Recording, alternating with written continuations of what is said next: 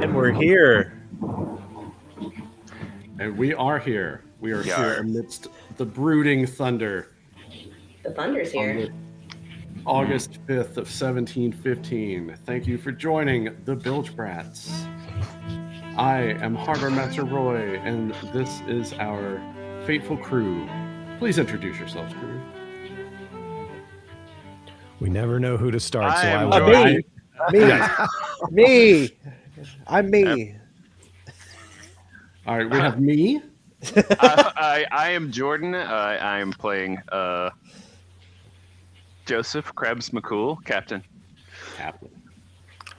I'm Steven, and I'm playing Seamus the Scab, who's a rapscallion.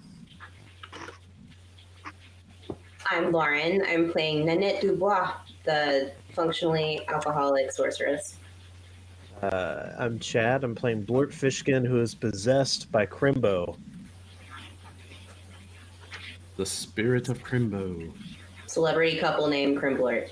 Crimblort. All right, we got the whole crew back this week. We had a couple of absences, but they are now back. We had a special guest, Will, joined us last week. We appreciated that. Had a good time. And so we will just do a quick recap for the audience first. And so let's see. And you guys pitch in and correct me if I forget anything. So you had done some scavenging amongst some derelict ships. You found some pretty good treasure. You explored a cave with a meteorite. I'm kind of doing this out of order. Explored this cave. There were skeletons trying to get this meteorite out. You teamed up with the skeletons. Got the meteorite out, but there were some negative effects that came along with that. Appears that Crimblort and Captain McCool, you've aged a bit. Yes. As a result of your encounter with this strange purple metallic meteorite. You ran from some more skeletons, did some scavenging in the ships, found some silver, did some carousing back at Made a new friend. Oh, made a new friend. Yes, thank you. You had another addition to the crew, Giuseppe, who is a skeleton, but he was convinced to join you. Thought he'd have better luck with you guys than with the apparently he is a crew member on the bone ship that destroyed your ship, the Tarantula, in the first adventure. And so we're back at Port Nelson after a night of carousing. There were hijinks. There was all sorts of ne'er-do-well doings. But we awake on the morning of August 5th. It is dark clouds and brooding thunder to start your day. So, what adventure awaits these dastardly pirates? We shall find out. So do we need to figure out the ship situation? Oh, yes, because you did end up, after your night of carousing, you got the deed or title to the ship. Let's not bury the lead. I also fucked another skeleton, right? Okay, I didn't want to steal your thunder. You did as you're carousing. You have apparently developed quite a penchant for those of the bonular. They call me the Bone Lord. The Bone Lord. The Bone Lord. I will not call you the Crimblort, the Bone Lord. But no. So I there's, gotta go, bye guys. there's a bone tax to be paid. Crimblort's always first in line to pay it. Gotta throw it down. Yeah. So you have Throw in the bones. After your carousing and boning, you have you have the deed to a ship, so you just have to locate said ship. But that sounds like that'll be a pretty good adventure in its own right. But for now, you are at Port Nelson. I have a housekeeping questione too. Yes. I have a +1 to presence and a -2 to toughness. I don't know if that was like an effect of. Was that an? That was from being old. Is that okay? And that's a permanent. That is permanent until you gain another level. Ah, okay, cool. Or gain experience, rather. Great. There are no levels in Pirate Borg. Let me correct myself. Gotcha. And I should probably tell the audience that we are playing the system, the excellent TTRPG system, Pirate Borg, by Luke Stratton. The adventure we are in the middle of is buried in the Bahamas.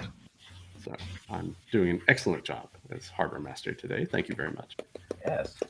But yes, so those changes to your stats are semi-permanent, we shall say. I say.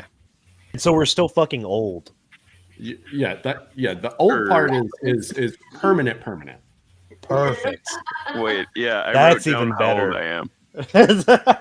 Oh, really? Okay, so that's great. Okay. Yes. Yes. The aging is permanent. The stats may and will probably change next time you gain experience. So it's like real life. You'll just kind of get used to it. Yeah. And then you'll be like, oh, that thing always hurts now. And then you'll re-roll. I'm getting closer to me kink every day, becoming a skeleton. All roads lead toward bones. We're all on the bone road. That's why I'm surprised you didn't defect to the bone ship under the mistaken thought that it's just a bone and down all the time. That'll be the shocking plot twist at the end of the campaign. Yeah. I'll retire to the bone ship. Yeah, you'll become the captain of the bone ship. Like it's a fucking cruise liner. Yeah. Yeah. It would become that. Yeah. It was just Anyway, diseases too. All right, so you guys are back in Port Nelson. It's at dawn after a night of carousing. Your companions have rejoined you, and thus far you have done a lot of exploring, both here on Rum Key and then also the Isle of Yuma. The one area you haven't explored is the area where you've seen smoke rising, like campfire smoke, where the blue hole is alleged to be found. And you also have some intel that the deep, what are known as the deep ones, these fishmen creatures, may be in that vicinity. You got it. It's a blue hole. Yes. perfect. Chad has a new kink. It's the old fish one. That was good, Jordan. Respect a good job. Very good. And you have apparently, allegedly, learned the location of your former Captain Bloodwit's treasure map on the very northern tip of the Isle of Yuma, with the 3 stone columns that are leaning with the sea caves underneath the cliff. So I let you loose upon the world. What shall you do? What bad choices do y'all want to make? That's a better way to say it. I am preening and trying to look nice. You seem like you got a glow about you. Thank you. Look old. An old glow about you. No glow. What happened? Well, I've never. I don't know. I just had hung out with what even was her name? Esperanza, I think. Esperanza. And hung out with. Well, Do tell. Yes. Well, we just talked. Spill the rum. Stop. Did you braid each other's hair?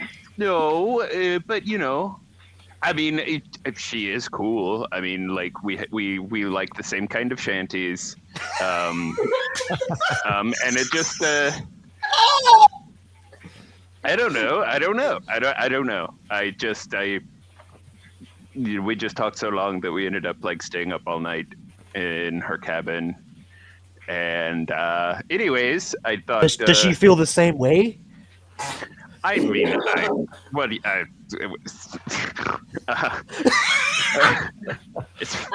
call it no.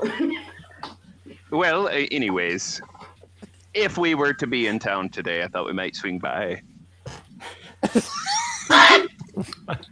We could just walk by casually. Just- Yes, you know. that's right. Because you did camp outside of town and bury your treasure in true pirate fashion. Because we cannot reveal Giuseppe because people will turn on him. Yes. Yes, he would not be well received by the populace of Fort Nelson. Did you sleep with him, Chad? No, he's a friend. Well, I mean, one time, but that's different. That's what the captain Friends with said benefits. about the Franza. I wonder how I'm so glad I was Giuseppe just feels. rolling dice and not paying attention. Maybe we should ask how Giuseppe feels. Maybe it isn't just one-sided for him. Callous. I mean, to meta it real quick, it's like Jerry and Elaine, like they bang that one time, and it's like, eh. Oh, okay. Oh, that was a bad choice. Got it out of the way. Yeah. Quit Yeah, asking. Giuseppe, he's just very happy to be here. He's happy to be with a new crew who seems to care more about friendships and treasures, less about violent murdering and destruction. Well, we didn't say that, but yeah.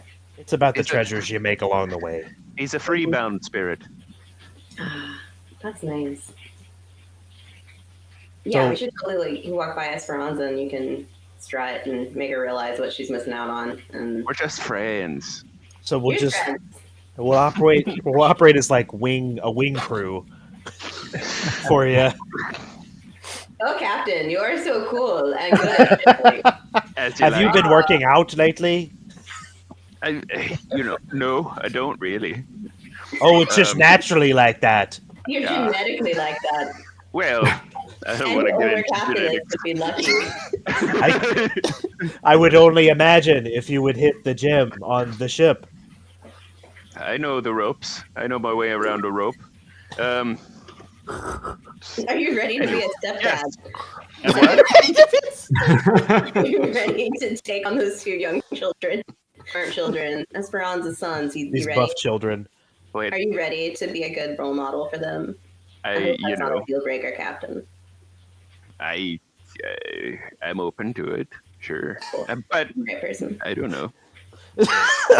It's so early, So we go and we check in on the captain's fling or whatever, and then we should probably go try to find maybe this tantalizing ship that I have a deed to. Yes, I think that's the way to go. Is that going to be in the blue hole or possibly in some caves? Might be in a a black hole or a red hole. I don't know. I guess We've we'll only see. heard of blue, but we can see. Yeah. If we see any Yes, other let's holes see. along the way. I'm open to holes. That's all I'm saying. We know. We know. So you've got a ship, but you don't know where it is? No. Oh, okay. Where are you? So Look, it's like a piece of I paper. made a decision. Drunk. That's how I make most of my decisions. Yep. I don't remember why or how or anything, other than I boned a skeleton. But that could also be a day that ends in Y.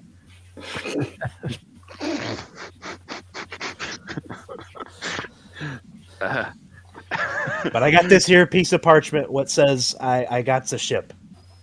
All right, so yes, you do have a piece of parchment that says the possessor is the owner of the ship, and let's find out what the name of your ship is. Oh fuck! Open it up. Let's see.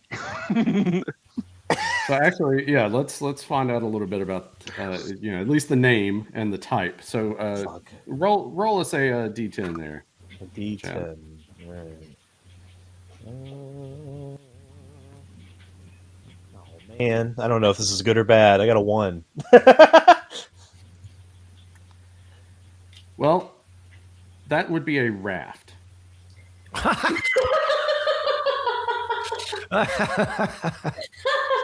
We'll just We'll just tow it behind our other ship. They're barely a ship. Hey, hey.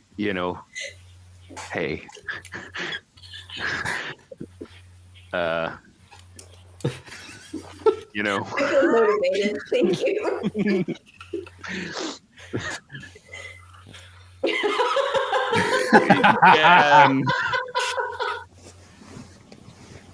So, because in Pirate Borg you can use Devil's Luck to re-roll any roll. Oh, fuck. Okay. Yes. What a train of thought that was. For God's sakes, yes. Yeah, so you can re-roll any roll if you want to spend a Devil's Luck. Yes. All right. An 8. An 8. Well, and I'll tell you, rafts. It is not a raft. You can lash them together. So now roll 2d6s. Roll 1 and tell me what the first one is, and then roll a second and give me what the second is. D6. First one's a 5. 5, okay. And the second one is a 4. A 4. All right, so you are the a proud owner, not yet in possession of, but the proud owner of the galleon named the Golden Glaive. Ooh. A pretty tasty ship there. That is. Sir. Man, we don't have to kill Esperanza now. It's really good because I would upset the captain. We were never going to. I mean, we don't have to. I mean, how many does it take to crew a galleon? To crew a galleon, you need a crew of at least 30. Okay. So we're gonna need to seduce her again and her sons. Exactly. And then I'm gonna have to fuck a lot more skeletons. So how this would work mechanically in the game. So you're gonna have to find your ship. So you're gonna have to ask around, do some research, figure out where the ship is. You find the ship. Yeah. Then we'll see what happens, because you do have the actual deed to the ship, and I'm sure I'm not using the correct terminology. So all the audience members can let me know what the correct terminology for that would be in the comments below. But yeah, so find the ship. You have the ownership of you are the owner of the ship, and if it is a functioning, still sailing ship, it may already have a captain, it may already have a crew, and that'll be fun to figure all that out in the future. But the Golden Glaive is not here. It is not in this vicinity, because a galleon would be very obvious. So, but we have something to explore after we complete this adventure. I love a good plot hook. That's exciting. So, good use of Devil's Luck, much better than a raft. Wow. Okay, so we could go look for your ship, which I'm not gonna find, in the blue hole or in the cave. What are you thinking? Well, some different lights came on, that kind of. We can see what Esperanza says. She's a captain to captain. You guys can have. All right, She probably knows about boats, yeah? So is anybody? So who's going to consult Esperanza? Let's do it. We'll go up and we'll be like, I'm gonna get you on the shoulder and be like, you go get him, Tyler. All right, so you stroll into Port Nelson, over to the shanty that Esperanza and her sons live in. And it appears to be empty, and you can see that the Tartane, the Starfly, is not at the dock. So it appears that they have gotten up early and gone about to fish. Dang it. I need to write this down. Morning's bad.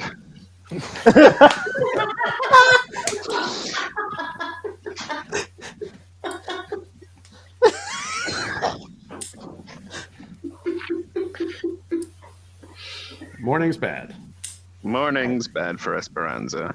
Let me, I guess, knock on her door. Maybe they went out and left her at home. I don't know. Yeah, you knock on the door, there's no answer. Well, I tried. She's playing. Maybe I should leave a note. Does anyone have paper? I'm writing down. Or I could write it on a coconut or something. I've got a 6-sided jade die. Nah, keep that. That seems important. Yeah, 2 of them. You can write it on my bucket and leave the bucket. I don't know. We might need that bucket. You might need a bucket, yeah. What do I have? Let's see. Do I have anything dumb? But also thoughtful. Not really. No, I do have ink, quill, and well, I gave it to somebody. I had ink, quill, and parchment eons ago. Oh, we use that to do the rubbins. The rubbins. I guess. Did we use all of it? I don't know, but we got the rubbins. But I'm not. We shouldn't write love notes on those. Can we tear like a corner off of the rubbins? Isn't there like? I mean, is it sandy here? You could just write it in the sand. I'll write it in the sand. Okay. You can be like. That's so romantic. McCool plus Esperanza heart. Gather some sticks, make a heart. Hey. I like that it's huge. That's right. Like you're seeing it from fucking the air. It's not that bad. No, I like that. Stopped by, you weren't here. No bigs. Nothing important.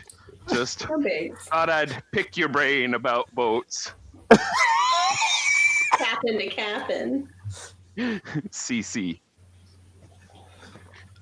She's totally gonna know it's you. Do you think she won't? I'll put in parentheses. Yeah. Put parentheses. Yeah, make sure. From last night. No other paramours. Yeah, put from last night too. From last night. Yeah. All right. All right, so we're gonna write a subsystem for Pirate Borg. It's gonna be a dating sim as an add-on for Pirate Borg. Yes. Some fan fiction right here. She might be at the blue hole. She might. Or All things are at the blue caves. hole. Or you might meet a really nice deep one. You might strike up something relationship there, or Crimblart might. I don't. Well, Skaggs kind of taps you on the shoulder, Captain. Hmm? Hey, Captain. Not to be minding your business, but you didn't happen to mention the location of the sea caves, did you? Like, in your conversations with Esperanza? I mean, I'm sure I didn't. I highly sure. like. No disrespecting you, Captain. Just raising the point that a man in the throes of lust, he'll say many a crazy thing. Did I hear a loud gulp, Captain? I can't speak for your ears, Grimblord. There's a bone in your ear what vibrates, and that's actually what allows you to... You would know that. The more I learn about you, the more uncomfortable I get. That's TMI, Captain. Yes. Well, I mean, not Captain Crimblord. I mean, I don't want be to saying say that around the young ones. yeah. Poor Billy Knives. I wanna say no. I want to say I didn't say a thing, but let's. I don't know who's to say, right? Who's to say? I don't remember. Is there a way to check and see if I remember if I said anything? Because I'm kind of playing it both ways right now. What's your call? Or does it matter? You have full player agency. I don't know. You were trying to impress her, weren't you? I mean, we talked about a lot of things, and we're carousing. You know, We can always make a roll. Leave it up to the fates. What if we can we do a roll, but leave it so I don't remember if we told or not, but you know? Okay. Okay. That's wonderful. That's perfect. I heartily endorse that. Okay. What do we need to do? Oh my god. Or you can roll, I guess, or however that needs to go. No, you should roll. Okay. So let's see. Let's roll a. Let's see. All right. We'll look at your presence. What is your presence? It's pretty good right now, right?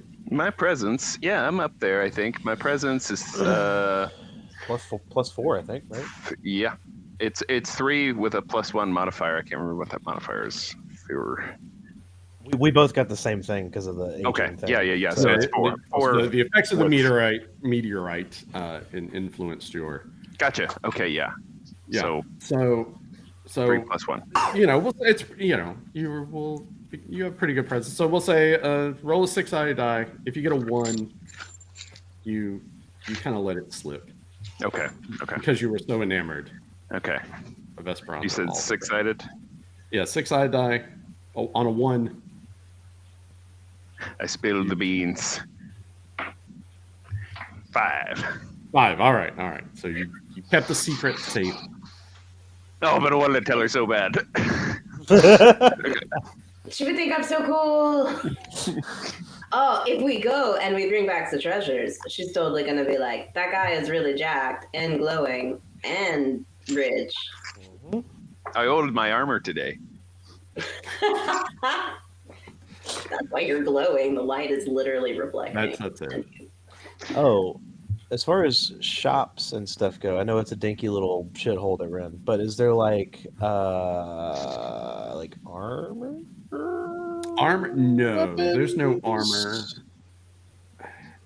You guys found a lot of weapons. We did. Last session. Yeah, you found a lot, right? I don't remember anything. You have cutlasses, muskets. I got a lot of stuff, I guess. I don't know. I just wanted something cool. We have so much money. We have so You found a buccaneer musket that I think the captain has now. Yes, I do. Yeah, so you're pretty tricked out on weaponry. A We busket. did all that weapon when I think that was when Seamus and I were here. Because wasn't that like in Yuma, like before they went down to the ships?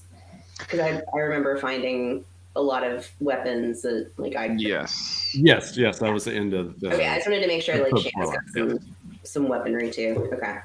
Yeah, you guys found a bunch of weapons. Loaded, Are there any explosives we could buy? I don't.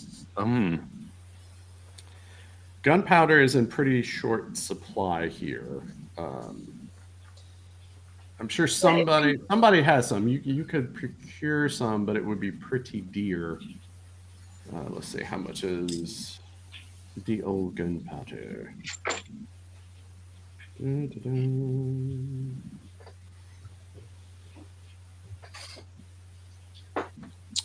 Or what do they use to burn in the lamps? Is it whale oil or what the fuck is it? Yeah, like whale oil, I'm sure. So I was like, we could get like small glasses and make like Molotov cocktails too. Yes. We could get a whale. I have a harpoon. Ooh. Then we get Have our own super stores. rich. Yes. Precious Ambergris. ambergris. Precious hamburgers.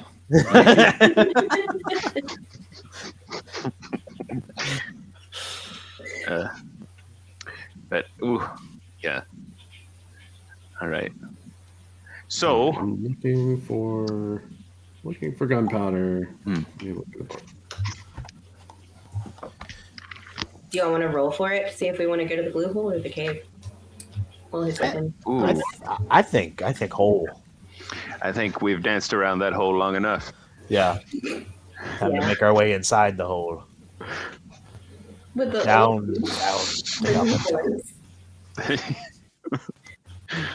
gonna be so disappointed if there's not a bunch of skeletons. And then you died. There's always skeletons. Don't forget, this is Crimbo here. That I'm also really into the deep. Yeah. So, oh man, a deep You are really skeleton. into the deep. That's right. No, no. And spoiler alert, it's also a kink. It's all the way down. The surprise number one. Adjust your expectations now. All right, Okay. I am not seeing gunpowder. So you can buy 20 rounds of shot, which would normally be about 10 silver. So I'm going to assume that would come with the gunpowder. That's what I'm going to say. But it's going to be, we're going to say it's going to be actually 5 times that amount, because this is basically a small, island that there's not a major, it's not on a supply route, and the people here have all kind of washed up on this area over time. So it'll be 50 silver for 20 rounds of shot and the accompanying amount of gunpowder. But does someone have like any gunpowder in your inventory? I Got 9 rounds. I got 9 shots. So actually, I have. I could be misremembering, but I thought someone had like a small I feel like we did supply, run across some. Yeah, Yeah. I think I found some. like a small barrel of gunpowder or something. But anyway, so yeah, it'd be 50 silver if you want 20 shots, 20 rounds worth of ammunition and gunpowder. If there's deep ones, if there's like frog people or whatever, or fish people, like if they have like flesh, then they're definitely going to be more susceptible to shot than say like skeletons. Yeah, Billy is like, hey man, if it bleeds, we can kill it. Indeed. All right. Right now. Put them knives to work. I got you, boss. I got you, boss. I'm ready. Good. Good lad. Or elder. Get that. Without trying to derail it too much more, so that we could get oil, lamp oil. Would that be possible? Yes. Do you have any oil? Oh, Does I anybody- haven't had any lamps, so I don't know. Okay. No, Does anyone else? in we your have inventory? 2 lanterns because we bought one because it was very dear, and then we found a second one, and then we almost threw it, and then Jordan and I were like, "No, that was very expensive." Right, yeah. Yeah, I was like, "Oh, please, no!" That's how we sounded exactly, both of us. at It the same is. So enough oil to power a lantern for up to 6 hours would be 15 silver. Okay. If Should you we are going get? somewhere dark, you need. But should we get enough to fill up some empty bottles of rum and shove some fabric down in them and have some Molotov cocktails like Nanette was saying? Yeah. So one portion of oil would suffice to make a Molotov cocktail. So 15 silver, and let me roll because it is in limited supply here as well. So I'll make a quick roll, see how much you could. All right, so 2 is the number. You may purchase up to 2 flasks of oil to either power a lantern or make a firebomb. Fuck Did it. you guys write down how much silver you found? I It was didn't write down 3,000, anything. wasn't it? No, it was less. It was less. It was like less than 3? 1,500. It was like 1,500 or something. Oh. Yeah, what was? I forgot to write that down when I listened. So And I didn't write I it know down. I'll go back I and double mistakenly said 7,000 during the stream. Or was it 3? No, it is 3. It It's is 3. 3,000. Okay. holy Yeah. shit! I knew that it was Grave half, or whatever we said. It was brigantine that had been torn into, and there was 3,000 silver scattered Okay. across the captain's cabin. And y'all threw one like potion-y thing, right? Yeah. Because little things in glass is potions. Resident sorceress Yes. here. Like, My little wasn't soda there something else? Yes, there was another small clay bottle that you took with you. Yes. One you threw down to try to delay the the zombies coming up from the because hole. we thought it was cursed. Yeah, but it was beer of root. Yes, it smelled like sassafras. We You threw a don't know can what of root beer at them. what other effects happened. So. Poor sarsaparilla. Okay, that's Okay. cool. I wrote that down just so we can know. So, how much did we spend for the porquet? 30 silver for the two. Okay, gotcha. And then for the shot was how much, Sean? Let's see, what did I say? That was Sorry, I'm the accountant over here. So That's why I was like, we have our. yeah. You would be so you're quartermaster. You're the chronicler and the quartermaster then, oh wow, that's unless someone else wants to do it. I mean, I think everyone kind of like doing their notes too, but I don't mind. Yeah, that's I like writing shit down. Can we make a list? so Yeah. 50 silver for 20 rounds of shot. Do silver for 20 rounds. See, we got one. Okay. And then okay, cool. All right. And is that's coming out of the big 3,000 silver pot Yeah. and not Yeah. out of our individual? Yeah. I only have like 9 silver personally. Yeah. Get you some out of there. Get you some. Yeah. Treat myself. Yes. I treat myself. The camp gets a slice. Not you, Giuseppe. Well, We'll get him something. We'll get him like another bone he can play with. I don't know. yeah. Get him a cool hat. Giuseppe is just staring at you blankly. You imagine though, if he had eyes, he would be giving you the stink eye. For saying that. We're saying I love skeletons, but in a different way. So we'll take care of you, bud. yeah.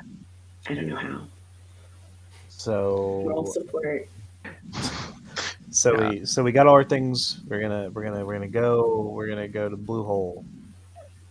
We're gonna take our 2 ships and go to the blue hole. All right. Boats. So you're Or going boats. to take your longboat and you're also going to tow the rowboat. Correct? I Captain. mean, I that sounds like a plan. Although it does slow us down, and we don't know what we're going to It run does. into. Yep. And I don't want to get rode up on by some fish folk. Maybe we should have a backup boat that doesn't have. Should we like leave one of the boats here? Or if some of us were in the longboat and some of us were in the other boat, and then they're not towing, where everyone's Oh, if we split the party, yeah. Circumnavigate. right, Yeah. together, Split the- yeah. But I mean, Together. we'll be side by side and shouting across from each other distance. But Right. We're doing good. I'm gonna win. but that seems like asking for a party split. So the longboat has a sail. It also has oars. But the longboat does have a sail. The rowboat is, of course, only powered by oars. Manpower only. There is, just to be clear, there's plenty of room in the longboat. It can hold a crew of up to 10. I think this is like a quick and dirty scout mission. We've already cashed in big time. But Captain, what if we happen to find more friends? Well, how many can we take on this longboat again? Don't ask him that. 10? 10 is the maximum. Standing room only. I see. And how many do we have going that we imagine? It's 6 of us plus a couple of plus I don't know. 7, 8. 8 total, yes. 8 total. Giuseppe. Okay. Yeah. See, that only leaves room for 2 friends.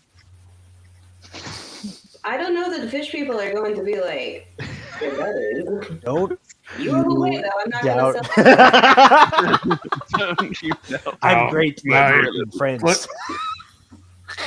Lord Crimblort, whatever your name is. Look now, Yeah. I'm all for the more the merrier. And even Giuseppe, the Mormon, but the more crew we have, we got to be splitting the treasure more ways. But, you know, what's Giuseppe gonna spend it on? Bone Hey, things? why is everybody against me now? I guess I should just leave. I'm not wanted here. I don't know. I do No, not I'm want not to be saying compensated. That You do not can- want. Look, That it is as if I don't have feelings. It's a fucking running situation, eh? Hey, Blood? He's gonna get you there. He Look, really does. you can I have. think we give him a share. Oh, he can I- have I- a share. All right. He can buy milk.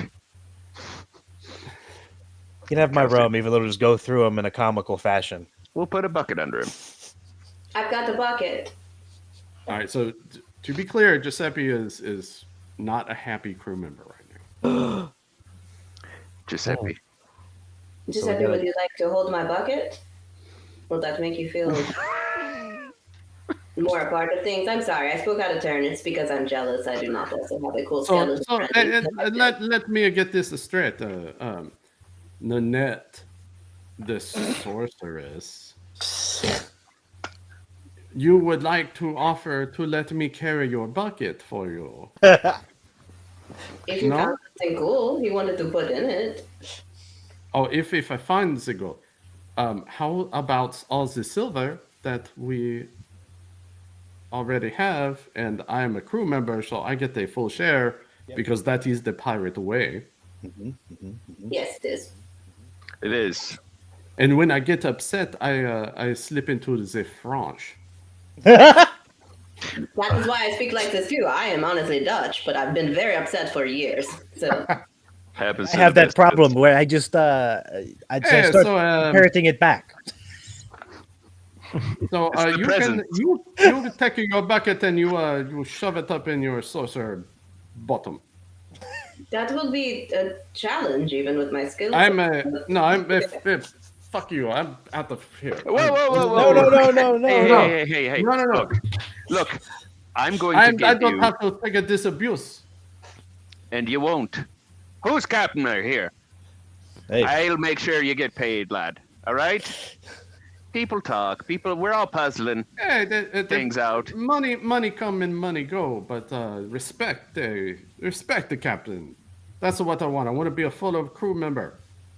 What would satisfy you in that regard? You would have to make a roll. You roll a six-sided die. Okay. And I can do that. All right. All right. And don't you have like a +4, right, Jordan, on Yeah. your presence? Yes. Okay. Just don't roll a 1. If you roll a 1, Giuseppe is out of here. He's out of here. done. Oh It's man. toast. Yeah. Okay. Yeah. He's not your plaything. Gotcha. He's not a pet. He's a crew member.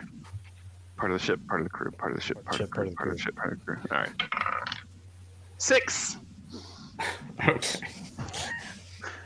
So you take Giuseppe aside, and you assert your role as captain, and you assure him that he's a full member of the crew. He will be compensated as a full member of the crew, and that you will use a heavy hand in disciplining the other crew members I got you. if they Bro. give him any guff. But but it is precarious if Giuseppe feels not loved and not wanted, then another role is not going to be able to save him. So. I got you, lad. And we'll be more sensitive to that moving forward. All right.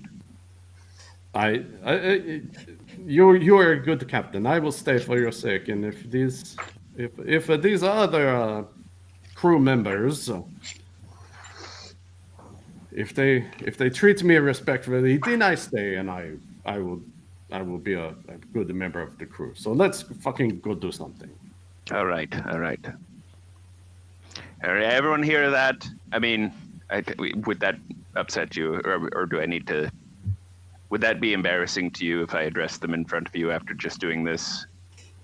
No, Captain. I would like to see you kick some ass and beat their asses into shape and a little blood with the respect that would go a long way. Yeah. Oh well, okay. I mean, it's you are captain. It's your discretion. But I how about we do a 3 strikes thing? Yeah.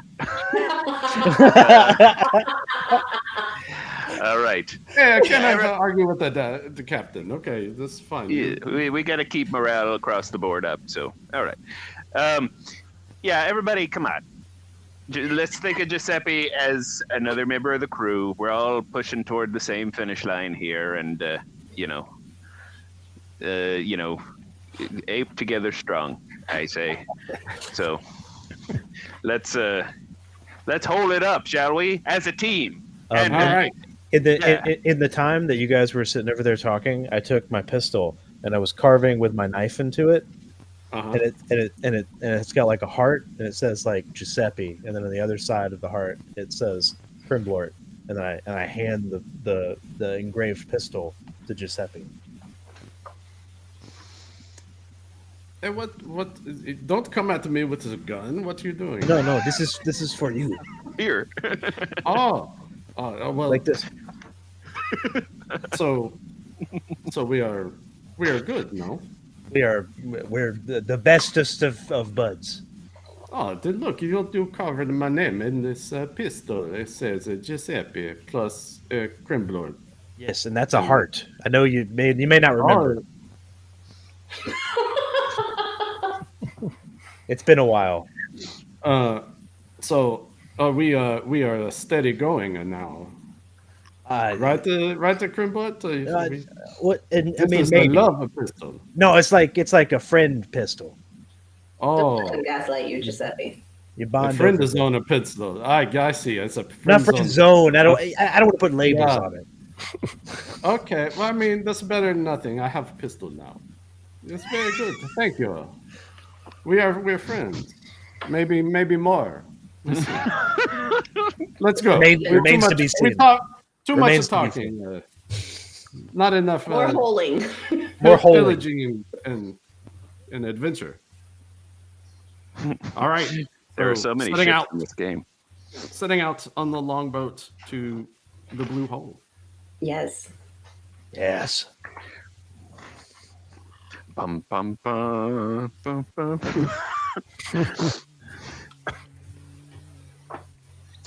To the hole. To the Like, hole. I'm just saying that the whole way across. For 4 hours. Away! So I'll be like you- standing in the water, and we can make sure that we don't see any like random spooky undead coming up, unless like Giuseppe knows them and is like, nah, they're cool. They're probably not cool though. Yeah. All right, so you have an uneventful journey across Those are the the best. water to the Isle of Yuma. It takes about 3 hours to get there. And as you know, from quite a ways away, you can see that thin stream of smoke still rising into the sky. And you're Are you- approaching the Isle of Yuma. Still up there looking. Is there a way to like logistically, is there a way to kind of land the ship away enough from that where we could surreptitiously kind of circumnavigate around on land to see the cause of the smoke? Yeah. I mean, Scout skeletons it out. don't really need to make smoke, right? So that makes me think there's something like flesh. Yeah, you can- or if they're like burning skeletons to make ash. That's also a potential. Hmm. If you guys have access to the map, or if Yeah, I think it's in the Discord, right? Oh, Yes. sweet. Thank you. thank you, Stephen. I just had a monstrous thought that I'm going to bury. So you Deep down. Yeah, you can choose to land your boat pretty much anywhere. Not the entirety of the coast is not like sandy beach, but there are plenty of places that you can come ashore. So the Blue Hole is, from what you have heard, is it's not like right on the coast. You have to hike in a little bit probably about a mile or two. So we should definitely not like go into that kind of waterway that's like very hard to tactically get out of and potentially get stuck in coming in from the Dead Man's Key ways. Yeah, because so you'll be approaching from the northeast. Okay. Quick question: Did we bring the other boat towing it? Did we ever decide on that? Decide. We didn't. I mean, can we... Would it have taken work to attach it? I guess we can just decide that we forgot to. It's I mean, a minimal amount of effort to tie it. It would just make the journey a little bit slower. It'd take an extra, we'll say, an hour. Okay. Oh, are you thinking about like rowboating in? Well, I guess just where did we land on that? Do we have it or not? Sure, we'll say we got it. Yeah. Okay. All right. Cool. Yeah. So you don't have to know. You don't have to point out exactly where you're going to land. Just if you want to land, a safe distance away from, where you're seeing the smoke rising, and yeah, that's totally fine. If you I want think to we should really check land that as out. close as possible or some distance away so that you can be sneaky and reconnoiter. I wonder how much trouble it would be to beach the boat and cover it with like branches and hide it. Yeah, you could absolutely do that. It's a decent sized boat, but you got 8 people. So, Yeah. Captain, one thing though, I can't remember a time where we got back on the boat and it wasn't us hauling ass That's a good to point. jump back on it in like a action sort of pose and like land on it just as the things are trying to kill us. So I don't know if burying it might be a bug out situation. Or you could. There's plenty of vegetation, so you could. You have knives and swords, and you could hack off some palm fronds and branches, and you could just kind of put it on the beach and camouflage it to where it's you can still launch it fairly quickly. That's totally. We could leave it right on the edge of the beach, but cover it in foliage anyway, so it's like a big bush right next to the beach. Yeah. Beach bush. That way, if someone comes cruising along, they're not going to go, what's going on over there?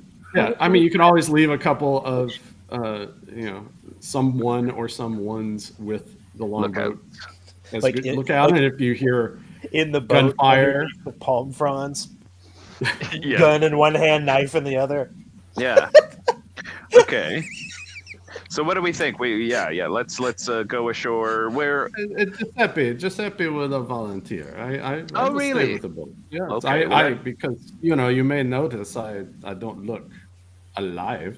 So you can what I do you kind of put the branches on the boat and I lay there like this with my pistol, and if I see anything or trouble happen, I go banga banga. And then you hear it. You'll hear their gunshot. And yes, that's smart. That's very big of you, Giuseppe. You're cool. I was afraid you might be sensitive about that kind of task, but it's good to know you're a team player.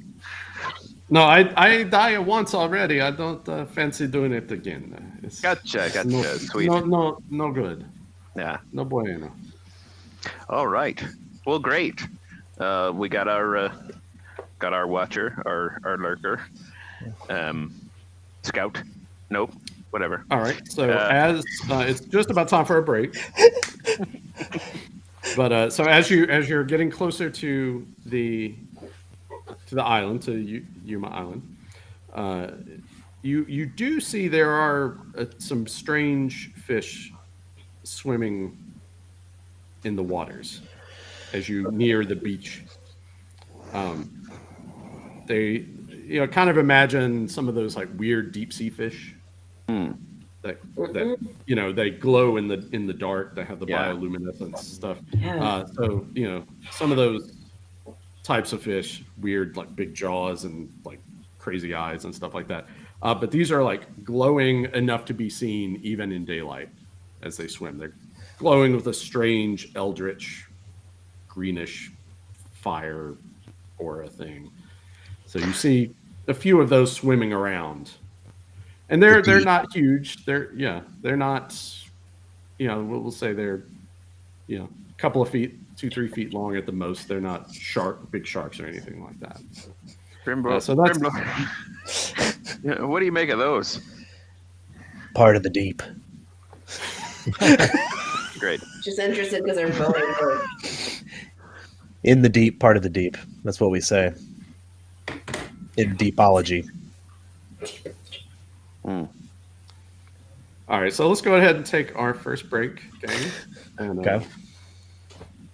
we will resume with whatever happens on the island. All right. 1 second. Please stand by.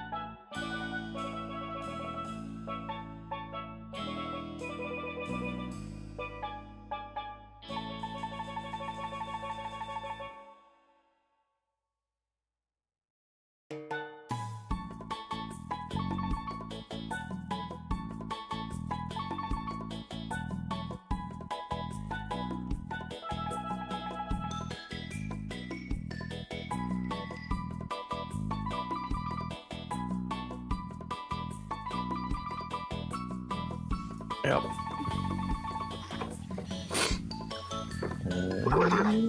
We are back. We are back. All right, crew. So you have taken your longboat across the waters, approached the Isle of Yuma. You are landing your longboat some distance away from where you see the smoke drifting up. You've seen some strange fish in the water. They're glowing, very unusual fish that Blort has declared are from the deep. And you land the boat in kind of a swampy area. So there's plenty of vegetation. You're going to hide it, or conceal it rather. And Giuseppe is going to stand watch over the boat while you guys go and investigate what's going on with the smoke and see if it has any connection to the blue hole that you've heard so much about. So it's very swampy, jungly in this area. So you kind of have to wade through some shallow waters. There's a lot of vegetation, lots of vines and things hanging down, and you have to hack your way through some of that. And as you are making your way through this dense vegetation, all of a sudden, some vines kind of lash out at the group of you. And so let's do a initiative roll. If someone will roll a d6. Lauren, why don't you start us off, and then we'll just go around. Friends, so that's fair. Ooh, I got a 6. That's 6. All right. That's a good roll. So. All right. So you, all of you, these viney tendrils kind of lash out and start to tug on you, pull you toward you didn't notice at first because of all the dense vegetation, but it looks a lot like a piranha plant from a fictional game world that you may be familiar with. Oh no! A plumber hero. So you see this, or very Audrey 2-ish sort of situation. You see this jaws of this giant carnivorous plant, this like 8-foot tall carnivorous plant open up in anticipation of trying to eat you all. So these vines lash out, and let's see. So there are 7 of you. So I'm going to see who will say. All right. So 3 of you are entangled in these vines. So we're going to say. So Captain Krabs, you, Bottlesmith, and Billy Knives are all entangled in these vines. So you guys are going to make a strength check to see if you can bust your way out of that, and if anyone else wants to do anything to assist, start cutting some of the vines or something. Got me cutlass. I'm going to cut some vines.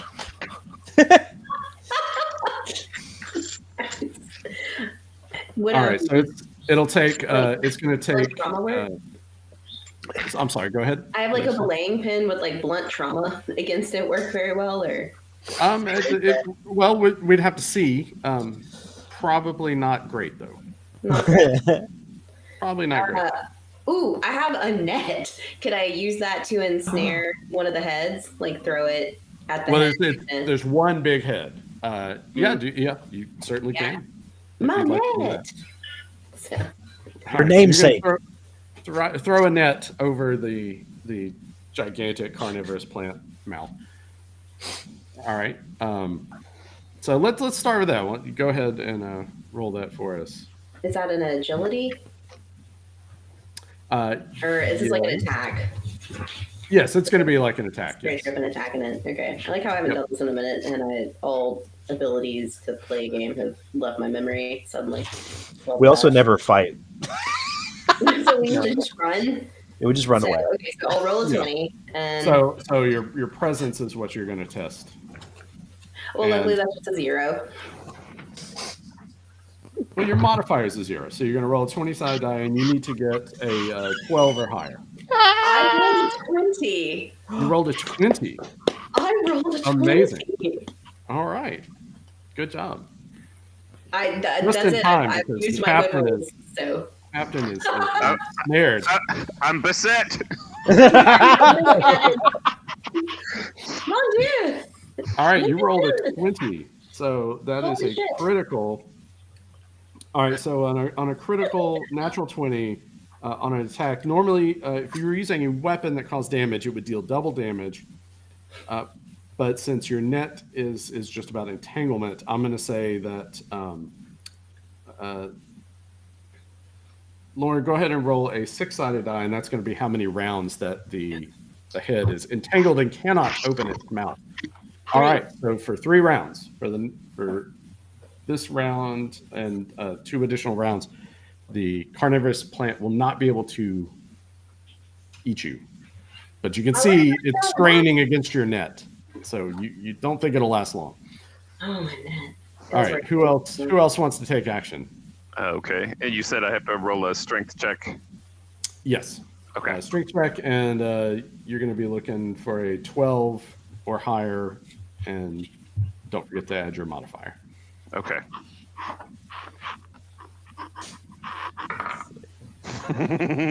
Let me check my modifier. Oof. The tension. 6 total. 6 total. Okay, so you strain against these vines, the tendrils of this carnivorous plant, and you use all your might, and you're not able to break free on your own. But it looks like Seamus is coming over to help cut you free, or cut someone free. So we got Captain Krabs, we got Billy Knives, and Bottlesmith are all entrapped by these vines. So Seamus, who are you going to try to assist? The captain gets priority, so I'm going to try to get the vines around Captain. All right. So you'll be able to do that this round. I will say that combined with the captain trying to break free. No need to roll for that. So after this round, the captain will be freed. So Blort and so Skaggs is going to try to help Billy Knives. And then Blort, what are you going to do? I'm gonna go try to help Bottlesmith. That's good. Blort, help me, mate. It's trying to get me. I don't want to be eaten. I ain't had any rum today. So you're going to assist, and you have a knife or a sword or something. Yeah, I got a cutlass.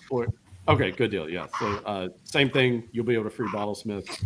Can I also, in the same turn, like feed him some rum? Well, it's an either or situation. Oh fuck. Rum. Rum. And he sees you pull out the bottle. He expects you to pull out a knife, but he sees you pull out the bottle, and his eyes go wide. He's like, Thank bird. yeah. It's like, oh. It's like upside down. He's not even a functional alcoholic, guys. He's like, oh.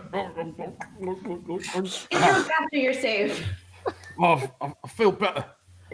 So I'm going to let him. We're going to see if he Popeyes this situation. And he does. He rolls a 16. Yes. And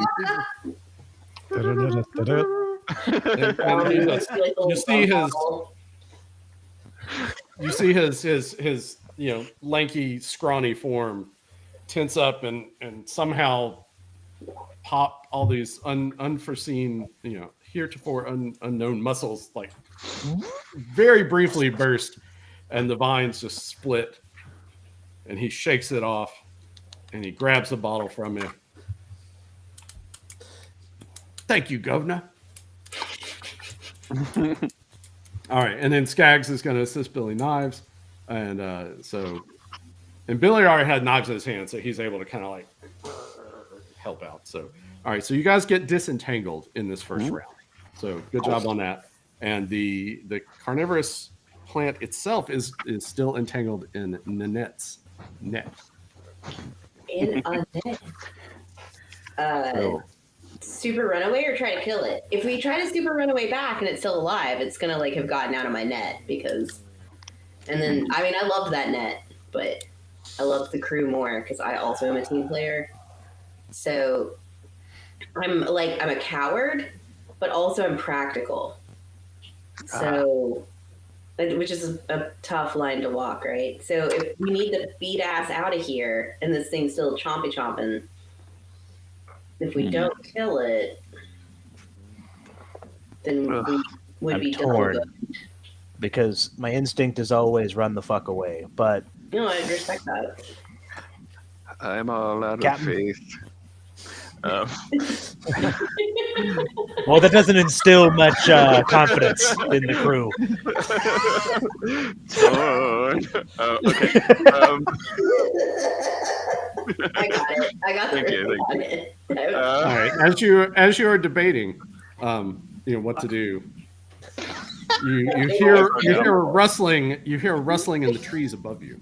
Man, I was just thinking we don't worry about those like super mecha zombies that are all like in the trees. Nanette, you definitely have a connection to the spiritual side of the world because apparently, just like in a certain movie, your thought has become reality. I hate when that happens. The Stay Puft Marshmallow Man. Nope. My bad. You see some of those fast and lithe zombies known as deck ghouls. Deck ghouls. They're dick. Brachiating through the trees and swing out and land amidst you. Shit. So once again, roll initiative, and we'll go with Chad if you'll roll initiative for us. 6-sided die. You want to roll high, bud. 6. 6. All right, you have initiative. So there are two of these very fast zombies, known as deck ghouls, that have just landed in your midst. You have initiative. Go for it. They're approaching. They land and they thrash out at the nearest person. So let me I'll roll to see who is beset. So it's going to be Blort and Skaggs are being attacked. But you guys have initiative, so you get to go first. Paralyzed with fear. It's true. Okay, I have the spiritual ward relic, or ancient. Is it ancient relic? Right? Is that what it is? Ritual. I knew that. I'm totally. I think. Yeah, ancient ritual. Okay, so the spiritual ward, like one creature gains minus D4 protection for D2 days, works in addition to armor.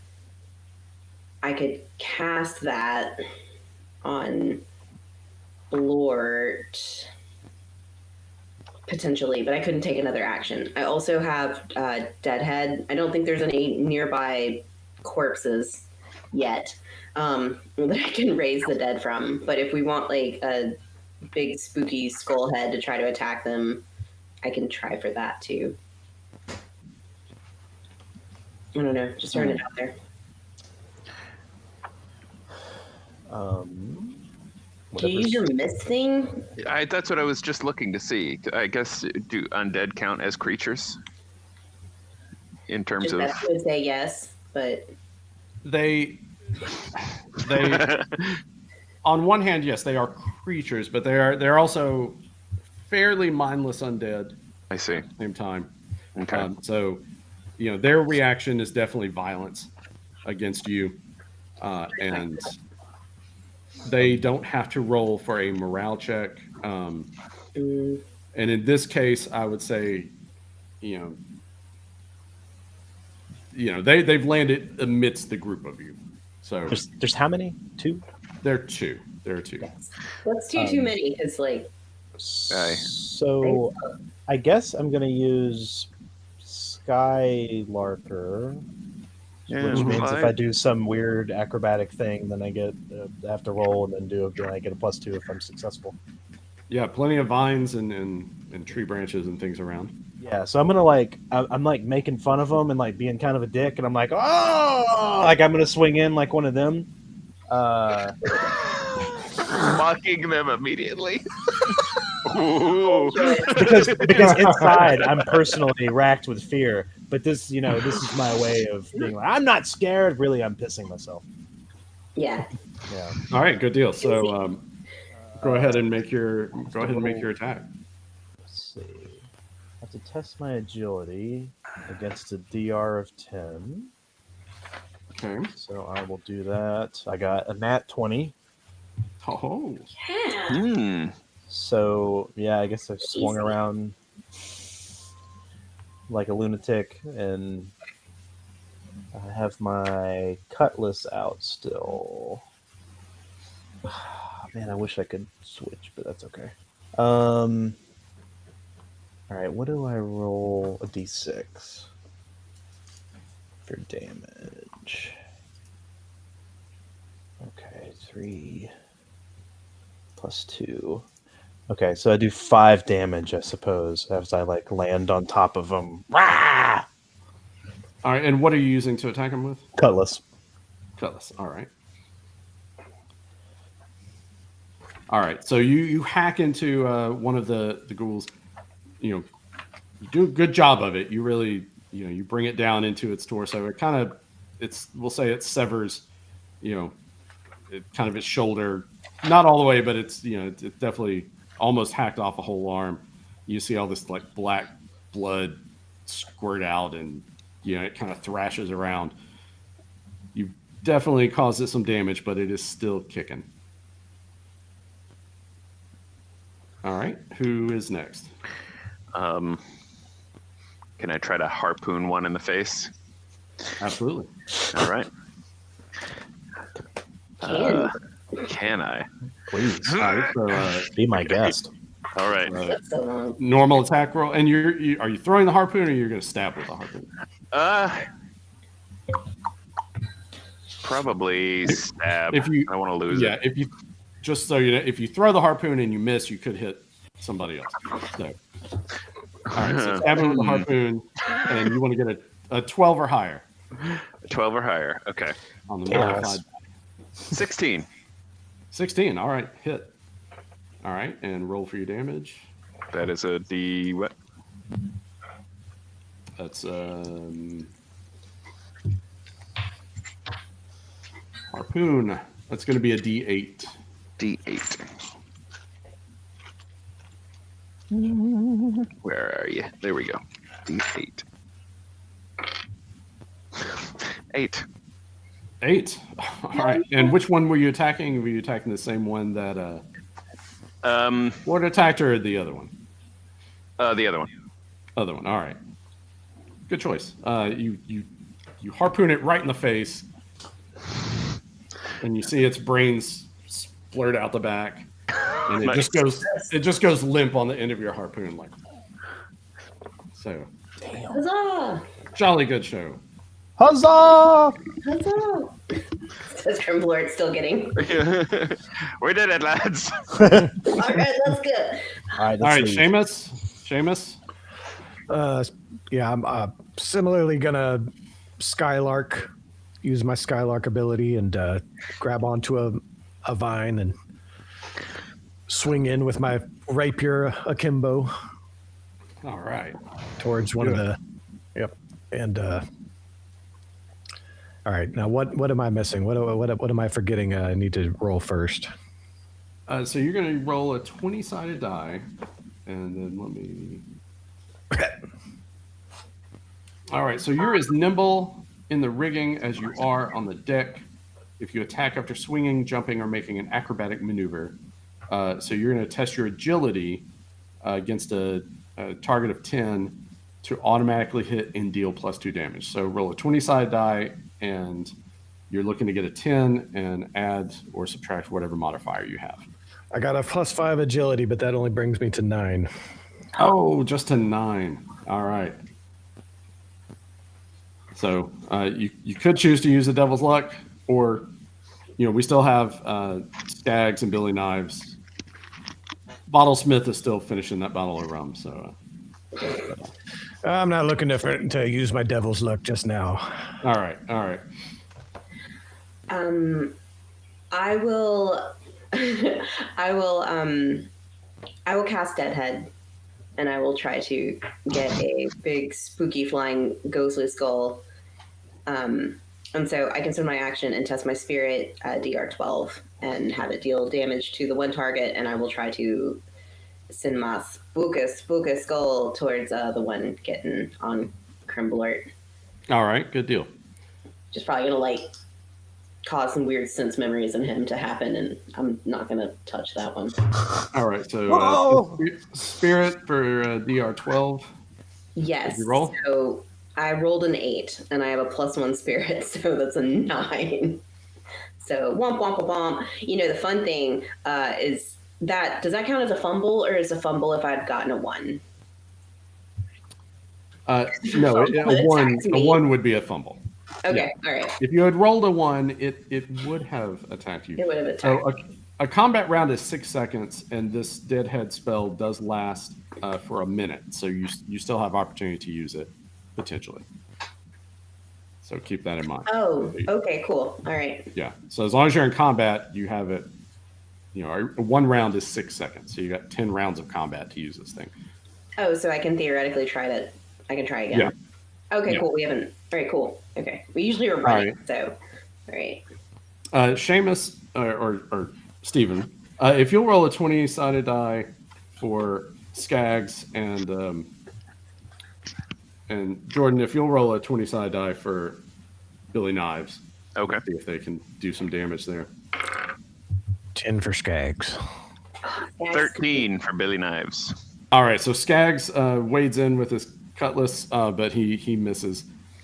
But Billy Knives, the professional that he is, he saunters right up and finishes off that ghoul that Blort had previously attacked. So. A ferocious Mochi has made her appearance. All right, so the deck ghouls have been defeated. They are no longer a threat. But just as you finish off the deck ghouls, you hear the snapping of the net that was previously over the carnivorous plant. Fuck. My net! And you see its maw open wide. And more tendrils lash out against you.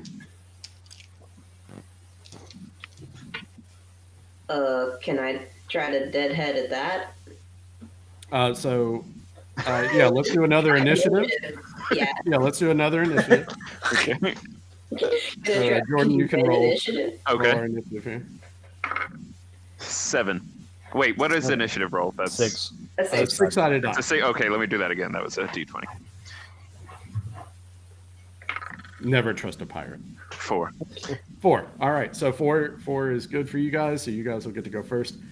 So yes, Nanette's Deadhead spell is still in effect. Spooky. And then all of you have an action if you wish. I rolled a 12. Okay. You rolled a 12. And what does that mean? Tell I get it. Sorry, I did it. Okay, you did it. I did it. But if it deals any damage, it's going to dissipate now. So it gets 2d4. And why did I not get 2 of those? So 1 plus 3. So 4 damage to the giant Chompernator. 4 Chompernator, you say? Okay. Yeah, that's... Let me make a note of that.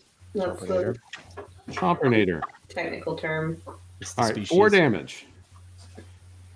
4. All right, so your and this is your describe this spell. What are we seeing here, Nanette? Oh, suddenly, apropos of nothing except my spooky words, this incorporeal, flying, ghostly skull emanates from my hands. and it's terrifying yet compelling. And it's going to just like headbutt that thing pretty much, like full on skull aside, just like, and it will deal not a lot of damage, and then it will just dissipate into the ether. Wow. All right, so the magical. spiritual skull streaks through the vegetation, smacks this piranha plant looking creature or whatever. I've already forgotten what you said. Yeah, Chompinator, thank you. Smacks the Chompinator right upside of its like big eyeless face head thing, and you see a big like this green plant juice. You know, you see definitely has caused some damage, but it didn't seem to really phase it that much. Yeah, that sounds right. So, what are the rest of you going to do? How can anyone prepare a Molotov cocktail? Oh yeah, good point. Do we want to waste it right now? I mean, how do you burn stuff, right? Yeah, fair point. Like I don't know what hacking or shooting a plant would do. You burninated the Chompinator. You burninated Chompinator. So you can. It'll take one round. Bottlesmith happens to have an empty bottle. So All so went it'll take according to one plan. round. Providence. To just pour some oil in there and light it on fire. It will create smoke. Just be aware. And if you do fire any weaponry, any black powder weaponry, that will definitely be heard over a large area. So you can also extricate from this situation because no one is currently trapped in any of the tendrils that stream out from this giant plant. You want to beat ass? I mean, I'm stupid, according to my sheet. But Bury the lead. Okay. but If you get within melee range of this plant, you would be subject to its Chompinator. I say we get to stepping. okay. Yeah, Run okay. away. Keep it pushing. Keep it pushing. Run away. We should do what we know how to do best. Maybe we'll Now, burn just it on just the way to make out. it interesting,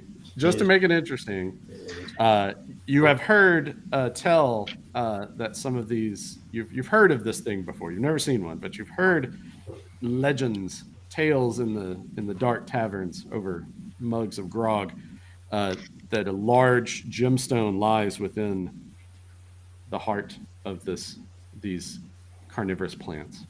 Maybe we should kill it.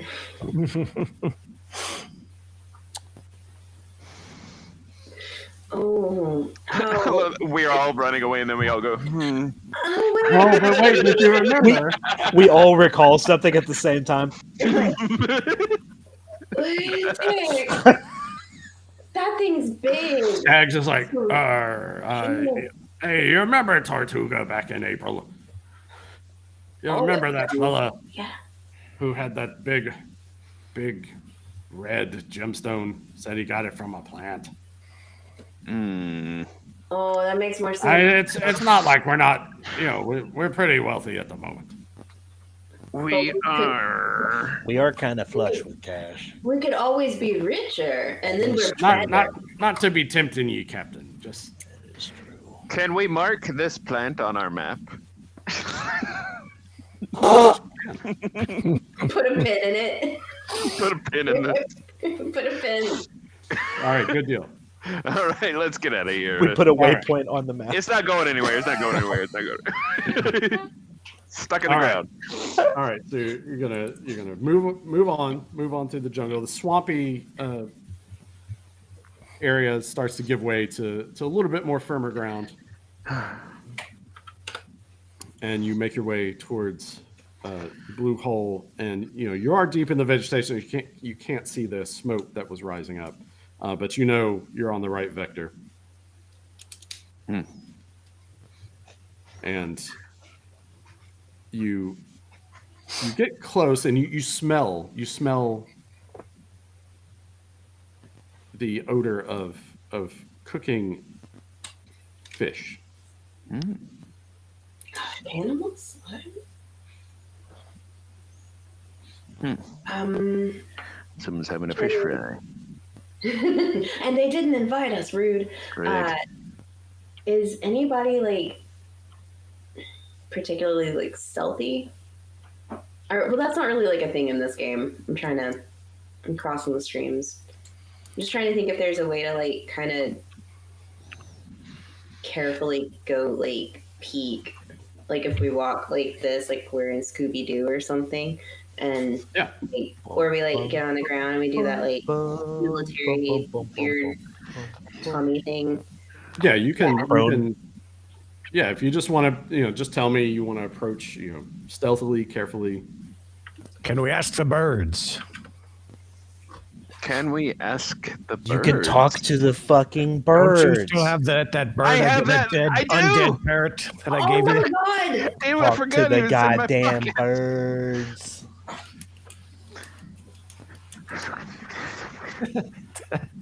How did you forget the dead? How did we forget the dead bird? What? Yes, make sure that all your items are prominently displayed on your character sheets, so that you Yes. you have many a fine resource. I do have a dead bird. All right, so your undead bird, Mm-hmm. your little skeletal parrot buddy, it can speak with animals dead or alive Ooh. for D6 plus your spirit number of rounds. All right. So there will be there are living birds and things. So if you want to send your dead bird out to, that is exactly what it is. There you go. Don't get any ideas, Crimplart. It's amazing. Reflexively, like, can I do that? Close up, fuck eyes. All right. D6. Perfect. Yes. So I guess I want to. Can dead bird, when dead bird activates, does it move at all? I think we talked about it was like almost like just like a talisman, like just like a lump of dead bird that can. Yeah. I don't recall, to be honest. Can't. Yeah. I don't know if I could send him to get word or if it's just a. Yes, we do want to codify the canon. Yeah. Of the dead bird. What do you think? I think. Do you like it being a talisman that speaks, or do you want it to be a functional I would love if it skeletal? animated in some way. Oh, of course, yeah. But maybe I don't know. But maybe not fly. So I have to like get close. I don't know. Yeah. Well, whatever. I guess are there birds in range? Yeah. There's plenty of fauna around. Okay. Cool. I throw the bird up in the air. And I don't know. Maybe while it's active, it can fly, and then when it's like turn is done, it completely goes back to just a bird corpse. That works for me. Yeah, it becomes just a lifeless skeleton after that. Okay, Great. And what was your roll again? Oh, I haven't rolled yet. Let me see. Oh, okay. This is even better. 6 plus 3. All right, 6 plus 3, so nine rounds. So Wow. yeah, you pull out your dead bird, and you give it a toss, and it flaps its bony wings and flies up in the trees, and you see it approach some other birds, and for whatever reason they don't scatter for their life. Yeah. Fucking face. No, he's fine. All right, and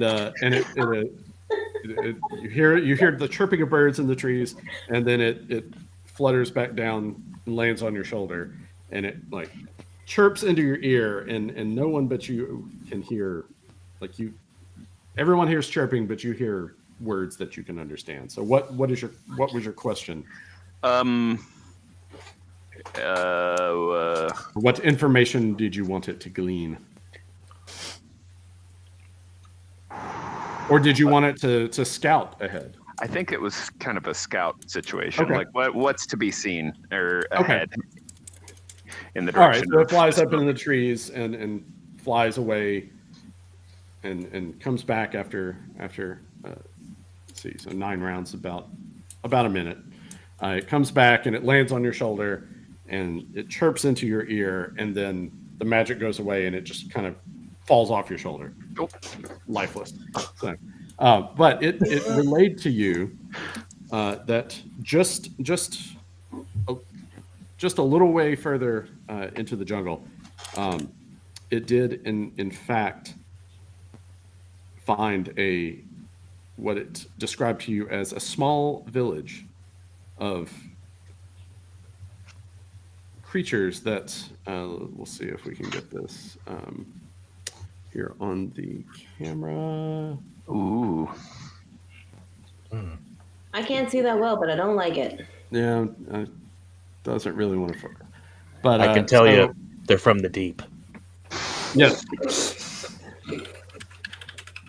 Yeah, so it describes these fish folk humanoids that have a little camp, a little village on the perimeter of the blue hole.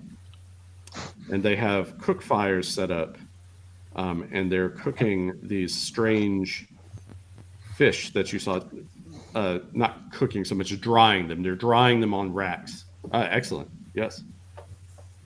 Oh, wow. Oh, my. That is precisely what they look like. Wow. Big fins. Big dreams. Thank you, Stephen. Oh, no. So, Terrible. Yeah, so there are, let's see, there are, your undead bird reports that it saw 5 milling about this little camp. It's more of a camp than a village. But they got those weird fish drying on racks over cooking fires, and that they are armed with strange looking weapons made from seashells and shark's teeth and things of that nature. As someone who is well versed in the deep, as being a follower of the deep, Deep in the deep. deep in the deep, would I know if these things are sentient, like intelligent to the point where they could be reasoned with, or are they just like assholes? So what is your current presence score? It's +4. +4. Yeah. All right. That's right. Yeah. So, and I would, your recently increased presence along with your knowledge of the deep. Yeah, you're familiar with these, so they are somewhat intelligent. They are, to no surprise, excellent swimmers. And you would know that they have shaman. Often there's a shaman leading their group, and they are able to cast sea magic. Sea magic. Yes, the magic of the sea. They're pretty tough. These things. They're yes, you've heard they're fairly tough, and that they hate pirates. Oh. They hate they hate humans. That's fair. We should have brought Giuseppe. Fuck. Well, one of us is going to have to strip down to our bones. fisher folk. But they are fairly warlike, aggressive, hostile to those not of their kind. But they are somewhat intelligent, so it is possible they could be reasoned with or persuaded. This is probably more of a Jordan question, but Yeah. did they see anything? Like, did the birds see like anything else over there? Like what? I don't know. What else? So the bird saw, just to recap, it's the big blue hole, the large body of water that goes down very deep. There's a little encampment of them. They're apparently harvesting these strange eldritch fish and drying them. And as a one knowledgeable of the deep, you would have a sense that they're going to be using these dried fish in some of their rituals to enhance their magic. Yeah, that makes sense. Okay. Guys, I'm just saying. Yeah. You know, these things, they're not just eating these fish things. You know, they're using them to There's enrich five their magic. of them. There's fucking five. Fucking five of them. Jesus Like Christ. the deep sea magic? Yeah. And they're 5 deep ones, including probably a shaman. Yeah, they're we don't religious followers. so. No. Okay, so there's a shaman. There's a shaman and a necromancer lurking about in the area. It's a big island. There's a lot of shit going on here. And I've heard tell there's a ragtag band of filthy pirates. The worst. Yep, boot. hate them. Yeah. Hate them. Gosh. Hope we don't run into them.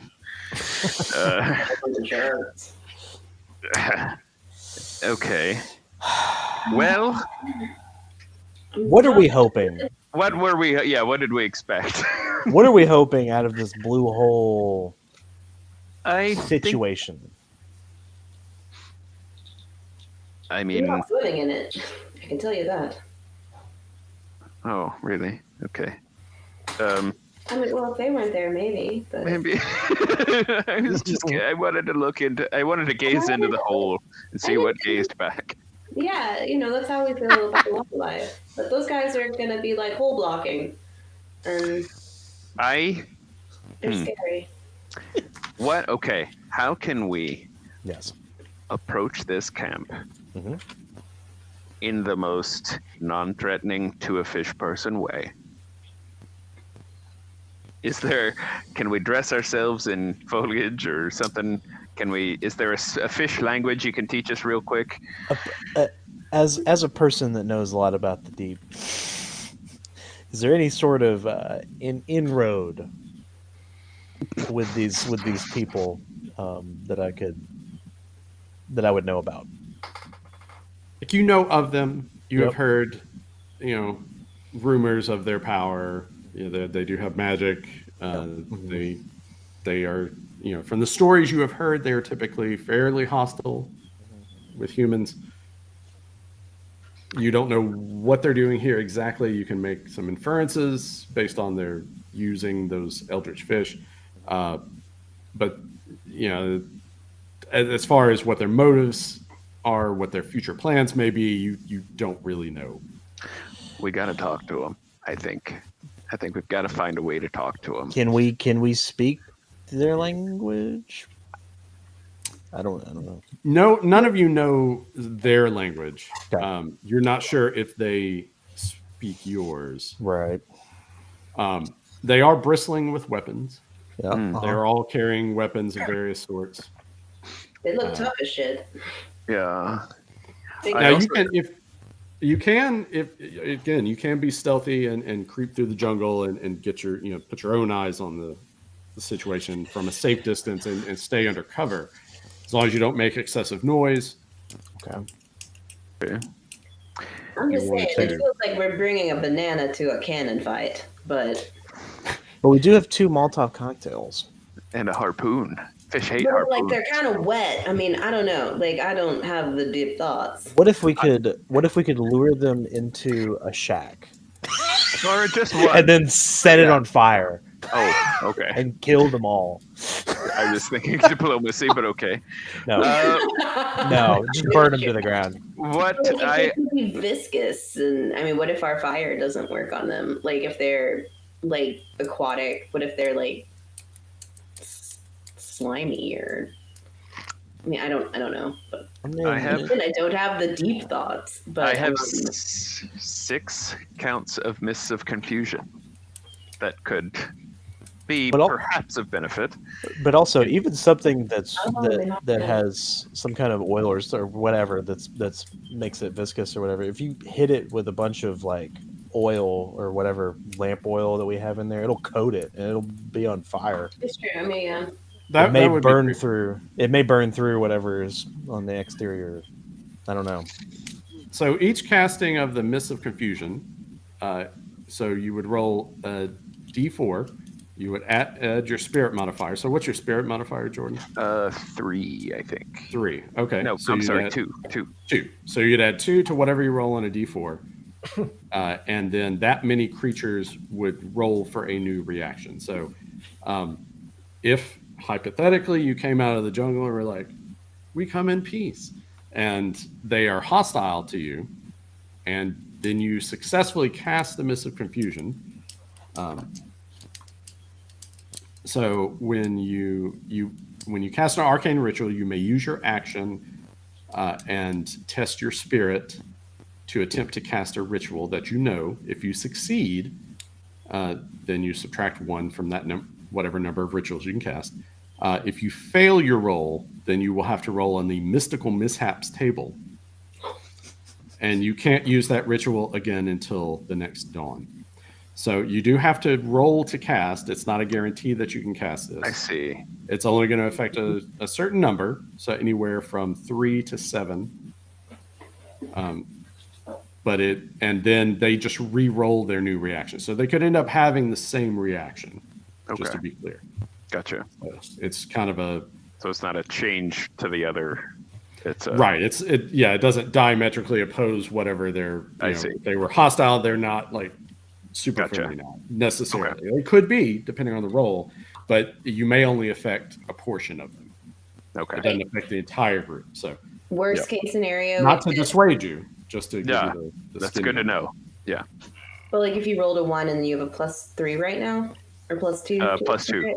Oh wait. So like worst case scenario, maybe you could get 3 of them of 5. Like if you rolled a 1, like maybe 3 of 5 wouldn't want to maybe immediately kill us.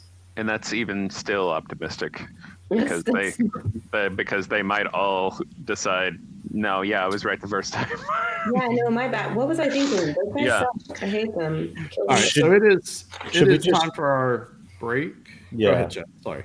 Should we just creep up there and check everything out? Let's get some eyes on the situation. All right. Well, let's do that real quick. We'll do that before we go to break. So you carefully, as quietly as you can, creep up there, stay low, peek through the vegetation so you can observe these creatures. And there are, you see 5 of them. They have their camp. It looks like a couple of them are kind of looking out into the island, the vegetation. And then the other 3 seem to be conferring about something as they tend to these fish that they have drying over these fires. So it looks like at least 2 of them are kind of on guard, looking around, being, conscious of things that could come out of the jungle. As you well know, there's plenty of things that can come out of the jungle at you. So that's what you see right now. Mm-hmm. How long do you want to observe them? Like how many minutes? Like short amount of time, 5-10 minutes, or 15-20 minutes? Is it like a peek and then a sidebar kind of situation? Why don't we just keep watching them? Let's just see what they're do, man. I want to see how they tick. Yeah. Okay. I'm going to be looking in the up above us. Then, if they're going to be looking at that, then I'm going to be trying to maybe Billy Knives or Skags or somebody will also look just to make sure that we don't get waylaid for more dead ghouls. Smart. Yeah. All right. Good deal. So you guys wait for about you observe them for about 15 minutes. There's some activity. They just kind of seem to be doing their thing, not aware of you. But after about 15 minutes, you see some more deep ones approach out of the water. Oh.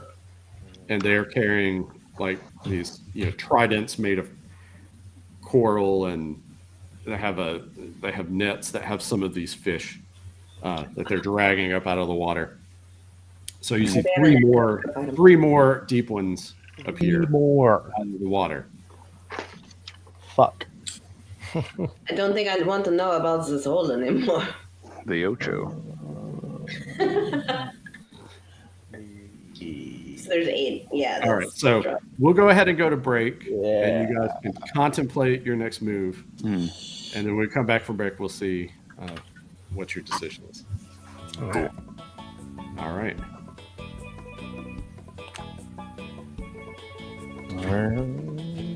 Holy shit, that's not great.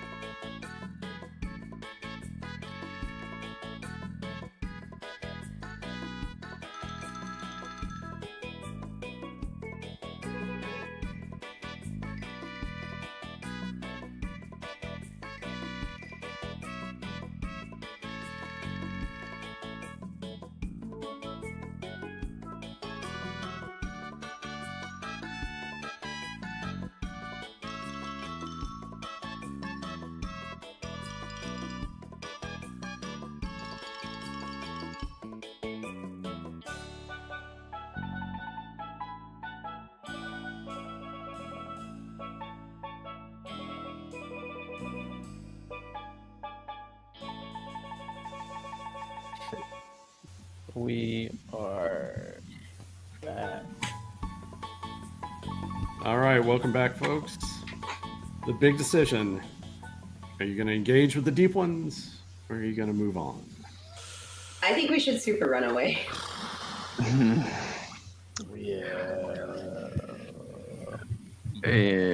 Come back with a galleon. Maybe find a way to pop up out of the blue hole. Blow them away. We need cannon fire. So, Yeah. I mean, I wanted to swim in it, but it is less appealing now. Yeah. What Real if estate, when you see what's located next to is less appealing than in your mind. Yeah. Gosh, though, there's so much mystique around this particular location. I feel like when there's you more to plan be your- gleaned. You plan your beach vacation, and then you look at the pictures, and it looks great, and you get there, and there's like 5 million assholes, like Yeah, no place to even get close to the water. they had to Yep. shut it down to get these pictures. Yeah. The locals know it's never. Oh, Well, yeah. Teague, what do you think? Yes. I don't even know what we want from this hole. Yeah. Yeah. Weird time thinking about it, but yeah. What? If only there was something where you knew there was at least the potential for gain. Right? What are we all forgetting? What are we not thinking of? It's like there's some hidden treasure somewhere that I've forgotten about. I feel like I could almost put my fingers on it. Wait, I'm Irish. I mean, we have the Rubbins, and the Rubbins, don't they show the blue hole or some shit? I don't fucking remember. So yes, that was the rubbings that you took of the glyphs that were on the 15-foot tall stone pillar in the north of the island, near where the sea caves are. And those glyphs were pictograms that resembled doorways and whirlpools. It was I wrote down glyphs are some sort of ritual that opens a watery portal. Takes you somewhere. Question mark. We need like someone that speaks the Mazoan language. So Maybe a way to it would take about a full week of study if someone wants to learn this ritual and decipher these glyphs. So if you study it for a full week, then you could cast this ritual that you don't know what it is or what it does. I say we stay here in the tree line for a week. And just hope they don't hear us. Hope they don't hear us while we're studying. Living off of nuts and berries. We're like staking out. I mean, stake them out for weeks while we study. Just in an adjacent camp.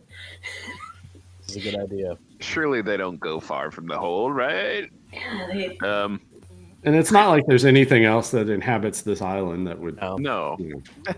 harass I you. get chompinated a moment ago. So. You know, I feel like just the knowing of what's going on at the blue hole is kind of all I wanted. I worry that this is going to be the key to getting the treasure, though. But, well, we know that there's fish folk about, and they're the ones causing the smoke. So there's not a big question mark in the sky anymore. It's just fish dust. So should we go back to home base? Oh, no. Study this shit for a week. Come back out here. Avoid the piranha plant. Or get the jewel. Yeah, or get the jewel. Whatever. Okay. Hey. Well, I mean, there might be something in the caves that could be helpful for anything like in some sort of ritual. You don't know. It's true. Also, we are deliberating a lot. It's true. And that's when things happen. So let's let's walk and talk, shall we? we're gonna pull an Aaron Sorkin. All right. Let's do a quick Aaron Sorkin back to the boat. Fucking hell. Quick, everyone speaking rapid fire. Quick. But whisper. Don't mind me. So what are you doing? So what You are going we? back to the ship? Back? Or Are we going to staying here, sneak dude? back to the ship? We have done a successful scouting mission of the Blue Hole. We have. We know what it is now, or at We've least not failed anything. we've not. You have 100% success. That's true. We did. All right. We got our Blue hole. participation trophy. Check. Let's go home. Let's. Gosh, I hate Ooh, to if just we- go home. If we got in the, because like, what time of day is it? It's not like crazy late. Like we still got some. Yeah, so it'd be Where is about 1 o'clock in the afternoon. Like, how long would it take to like circumnavigate up to the caves? Like, what if we like did a little scary fish fishing? Get some ritual fish. We Yeah, that might fish. be helpful later. Ritual fish. I can cook And- some succulent rations out of it. It's So always nice. so you wanted to take the boat where, Nanette? Well, I'm just like kind of talking like Aaron Sorkin talking, whisper walking. To the if we- 3-finger. Okay, it would take Yeah. 2 hours to sail up to the north of the island. Should be 3, and we still have oil, and we could always like just see what's up. Like there might be something Mm-hmm. cool in there that we could use later Yeah. for the blue hole. Yeah. Those things are gonna kill us like to death. So I'm kind of concerned we don't have the juice right now. Yeah. Take on 8 of their asses. 8. Yeah. At first, I was like, well, we outnumber them. But yeah. Yeah, and then we didn't. Then we didn't. Yeah. We have sick tridents too. I know. Upgrade for the harpoon, perchance. You got 2 hands, man. I do. Dual wield. No. Okay. Like a weird Wolverine thing. Yeah. Crazy Okay. motherfucker. I don't know. Yeah, I'm team don't die from those things right now yet. Yeah, totally. So we'll go to the caves in the north. To the north. See if we can Caves in the north. All right, gonna make your way back to your vessel. Yeah. What do you think? Like, do y'all want to do So, that, or do you want to go back to? I'm hungry for action. I think. You're not hungry for academics? I mean, no. This is an academic playthrough, sir. I know, but I am stupid. That's true. That is true. No dissertation. All right, so back to the boat. Back to the boat. All right, so back to the boat. You have an uneventful journey back to the boat. If you want to avoid the piranha plant, carnivorous plant situation, you can easily do so. And nothing attacks you or descends upon you or tries to eat your brains on the way back. You arrive back at your fairly well camouflaged boat. You see a bony arm with a pistol hanging over the side. You're killing it, Giuseppe. Great job. Yeah. It's us. It's us. It's us. Don't shoot. And he pops up. Hey, you're back. Hey, yes, I know all of you. No shooting required. Thank Good. you. And yes, you have treasure. You have treasure. Yes. We have Something even more valuable. Information. illuminated part of the map. Ah, a man of thinking. The treasure of knowledge. Yes. All right. So Skaggs is like, where to, Captain? North, you say? aye. Let's check out some All right. caves. So you clear off your longboat, get it back into the water, and you sail north. And die immediately. No. All right. So the sky is still dark and cloudy. There's thunder all around, but no storms in your location. The seas are kind of choppy though. And you arrive on the northern tip of the island. and you see those 5 caves that lead into the base of this cliff where the sea is crashing against the rocks. So it would be very treacherous to take your boat up near those caves. There is a spot just a little ways down the beach. Well, where it kind of slopes down into a beach, rather, where you could moor the boat and kind of climb along the edge of the rocks towards those sea caves. I think. With a rowboat. Is it Don't we have a rowboat? treacherous because of the narrowness or because of the choppiness? It's just the waves crashing against the rocks. And the surface is pretty high. Harsh waves. And the rocks, on the outside and around the cave entrances are, algae covered, look pretty slick. So even if you took the rowboat up there, it could be smashed against some of the rocks. Oh, that would be a bummer. You know that there would be a good chance that it would damage any vessel that you tried to sail up there. So if you wanted to approach, you could definitely do it on foot. Okay. Didn't we leave the rope with the skeletons we tied up? I think. Yeah, you used some rope. Okay. Does anybody have any more rope in your inventory? I don't have any rope on me. Nor I. Okay, so no rope. Nope, no rope. Let me check. Let me see if Skaggs. All right, I don't have his inventory, so I'm going to roll I'll roll a 6-sided die. If I get a 5 or a 6, we'll say Skaggs has some rope because he's a grizzled old sailor. He knows never leave port without some rope. Never. I'm going to be honest. That was kind of we made a goof. I got a 5. Hey! Skaggs has 30 feet of rope. Huzzah! So I was just looking at the map on Discord if you guys want to see it. as Crimbo remembers, it's there's one cave all the way on the left. There's 3 in the middle, and there's one all the way on the right. Of the 3 in the middle, the one to the right is the one that is circled. Yep. Just saying. Yeah, I was just looking at the map. Yeah, So we could take some rope, rappel down off the side of that cliff, and then go into the cave. Yes. That would be a safer approach.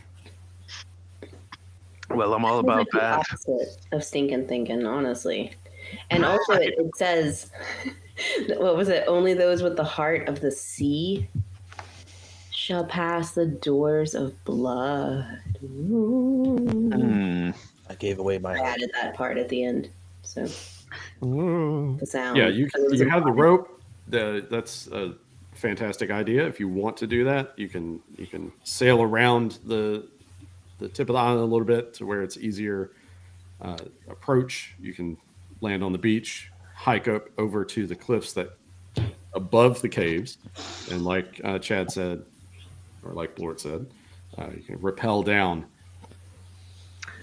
But just a thought. Yeah. Only those with the heart of the sea. What if we just sail in? I mean, unless heart of the sea doesn't mean be like a lunatic.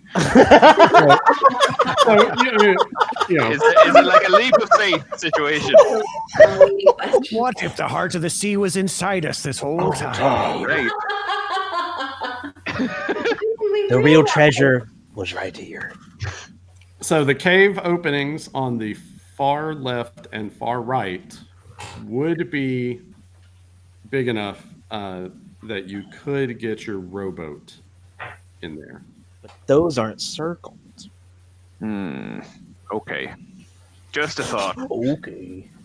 I thought that sounded real heroic for a second there to just like tie ourselves to the ship and fling ourselves at a storm kind of situation. There's a thin line between heroic and fucking stupid. Well, See, I don't see until that. after the fact. Also, it's a hindsight's 2021. Skaggs does pipe up, and he's saying, yeah, that map, it apparently, I didn't see it myself. Apparently, it did have one of them caves there circled, but we don't know why it was circled. Avoid Just this one. saying. It could be The only one did not circle. go in. I'm gonna applying a pirate logic here. Typically that old that X marks the spot. I have no idea what a circle means. What It's does a hug. O's mean? Oh yeah. Hugs and The hug of kisses. death. Yeah. You're either kissed by treasure or hugged to death by a bone. The sharp embrace of the rocks. Yes, the embrace of the sea. But That's good point. The rowboat would fit in the cave. The caves on the far sides. The longboat would be there's high degree of certainty that it would be damaged. Okay. The rowboat and if you did try it, it's still the surface heavy. Waves are crashing against the rocks. You would have to make some rolls to see if you could control the movement of the rowboat to get into those caves. But it is a thing you could try to do. Twice, assuming we make it out too. We'd have to get it back out of there. Potentially. This is true. I think the rope is the best way to go. Yeah. The let's go spelunk. All right, so you're gonna Descent style. push the longboat up onto the beach and climb wanna up do to the the- top of the cliffs and rappel down. Do you want to do the Giuseppe diversion or bring him along for the ride? Don't you want to? Should we bring him along for the ride? I think maybe Bottlesmith could stay behind or somebody. Yeah. He is Giuseppe hammered, right? and Giuseppe is useful. Is very very useful member of the Yes. crew, who's very Yeah. valued. Yeah, that's right. I think about it. Have a thing of it. Now he said it's a friendship. But look at this heart. This is a well-crafted heart. It's a beautiful heart. The heart that represents a love. We're all on board the friendship. Yeah. Ah. He's playing hard to get. You hang in there, Giuseppe. So Bottlesmith is like, what? Oh, you want me to watch the boat? Is that what you're saying? You want me to stand guard? What if there's rum in them caves? Then we'll bring No it back. man better at dealing with the rum than me. And then we'll bring What the if the rum back. treasure is rum? Right. When have I ever deprived you of rum? No, I'm not saying that, mate. Look, I'm just saying, if Then- there is rum, I'm the expert. I'm your man. But I'm more than happy to sit and babysit the boat, because who the fuck knows what's in them caves? Probably sudden death, some weird spooky magic. Mm-hmm. Yeah. Yeah, So- exactly. Yeah. If you ask me, it's a sweet Fanny Adams situation we've got here. So, I'll guard the boat. Yeah. I'm your man. Good man.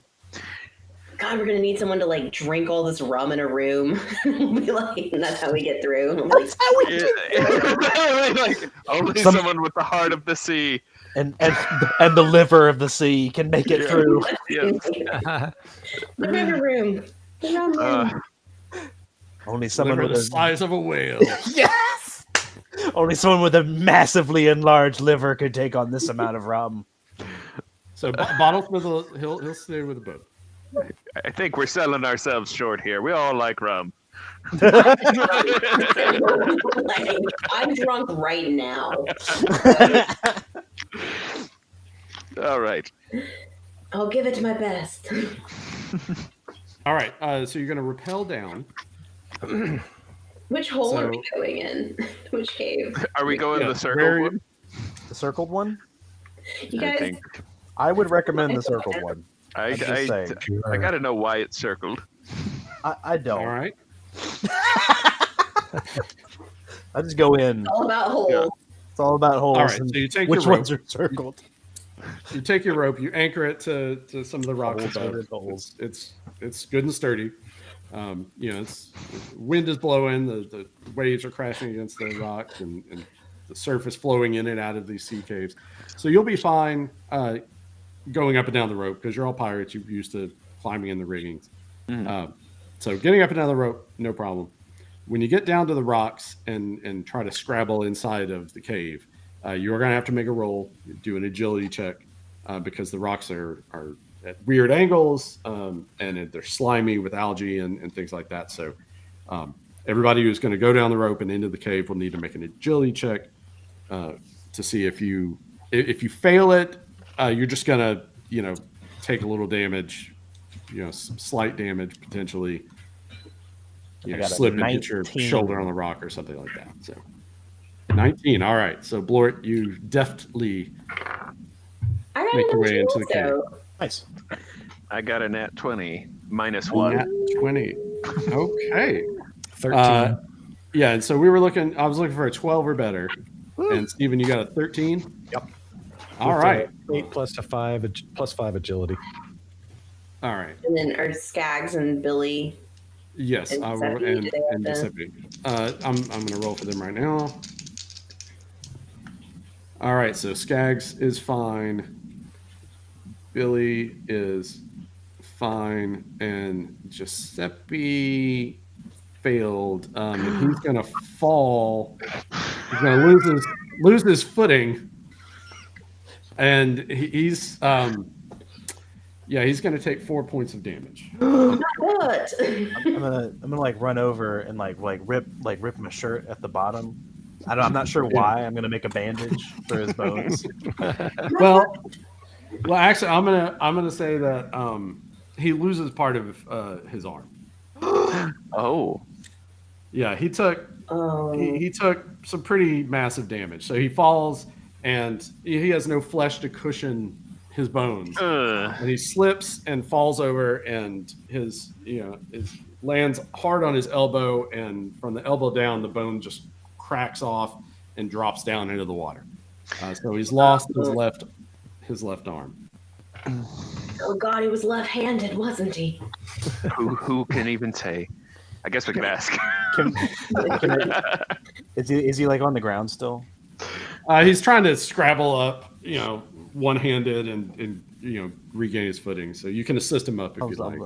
You'll get him up, and then I'll be like, what you could do is you could just put that pistol, in place of your arm. That'd be like really badass looking, Yeah, that's a great idea. I don't know how to do that right now. I don't feel very good. I feel very weak. In fact, I'm not feeling well at all. No. It's gonna be cool.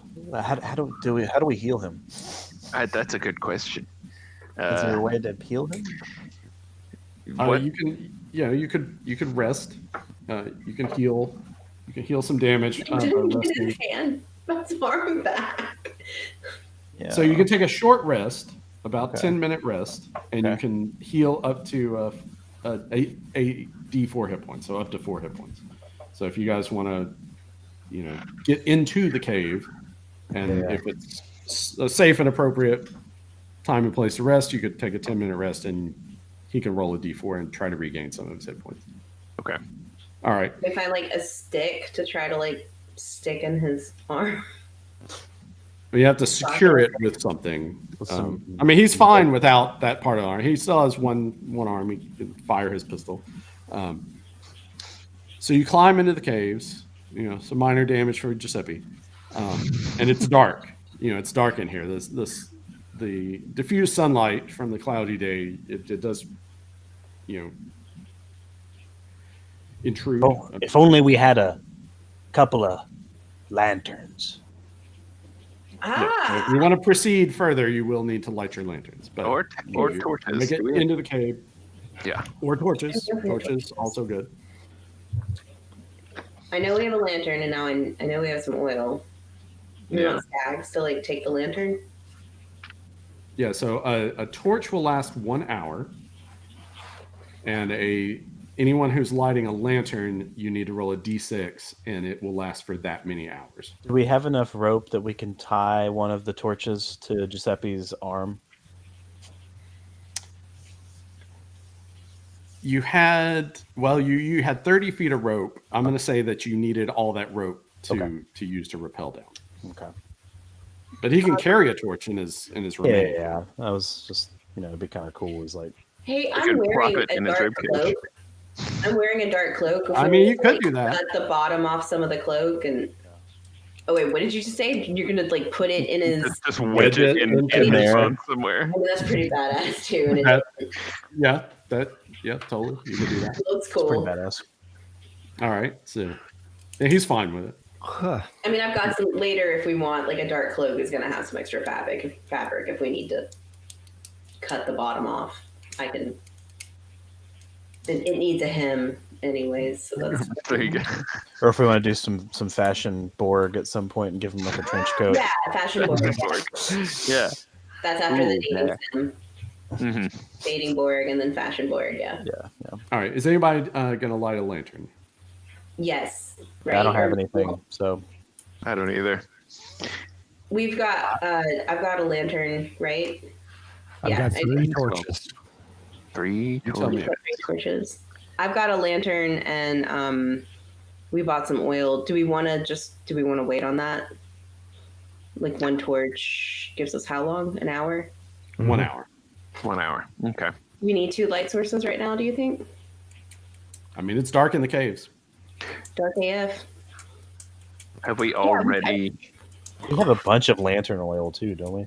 Yeah, we do. Yeah, you got plenty of oil. And like Stax could use that because he's like, oh, then we have our hands free for murder. Mm-hmm. Skags will carry a lantern. Sure. Here, So I'll roll roll roll a D6. d6. 4. All right, so the lantern will last for 4 hours. Okay. All right. All right, so you light the lantern, light the torch, and you peer into the cave. It goes straight in, rough kind of passage, I'd say about 7 or 8 feet roughly in diameter. And you head straight in probably for about 20, 25 feet. And it opens up into a larger space. And you're kind of on the so if you're looking at a map, it'd be about, you would be coming in on the east end of the room. So as you look over to your left, this cavern that lights up as you enter out of the tunnel, it goes basically to the west, opens up a little bit more in a natural cavern. There's a large rock, natural rock pillar, like a giant stalagmite thing that's rising up about 30 feet away. And you can see other entrances, and you hear and see water because you're kind of wading in the water and as you traverse this tunnel. And you enter into the cavern, and there's a little bit of water, seawater, kind of gently flowing in and out as the waves push the water in. But you see that other entrances from the set of 3 cave openings. You went in the one on the far right. You see the other openings that would, you assume, lead back out to the ocean. And this cavern continues. It narrows a little bit, so it kind of gets a little wider. And there's this rock pillar in the middle, and then it starts to narrow a little bit and continues to the west. And you're standing on the east end of this cavern. It goes to the west. Yes. Can we see any light? Like we can totally tell like where those other entrances were, right? Yeah, you can see daylight coming from those other entrances, yes. And as you move, as you look on the west, there's a little more water on the floor as you go west. So if you were to walk over on the west side of this cavern and continue to see where it goes, you would be wading in a little bit of water, like less than a foot. And what all was to the east? Sorry, I missed that. Was there like? It's actually, you're on the east end of this cavern. You don't see any other ways of egress other than that the tunnels that lead out, and then it narrows but keeps going to the west. Do y'all want to like make like the Village People and Pet Shop Boys and go west? Yes, I do. Yes.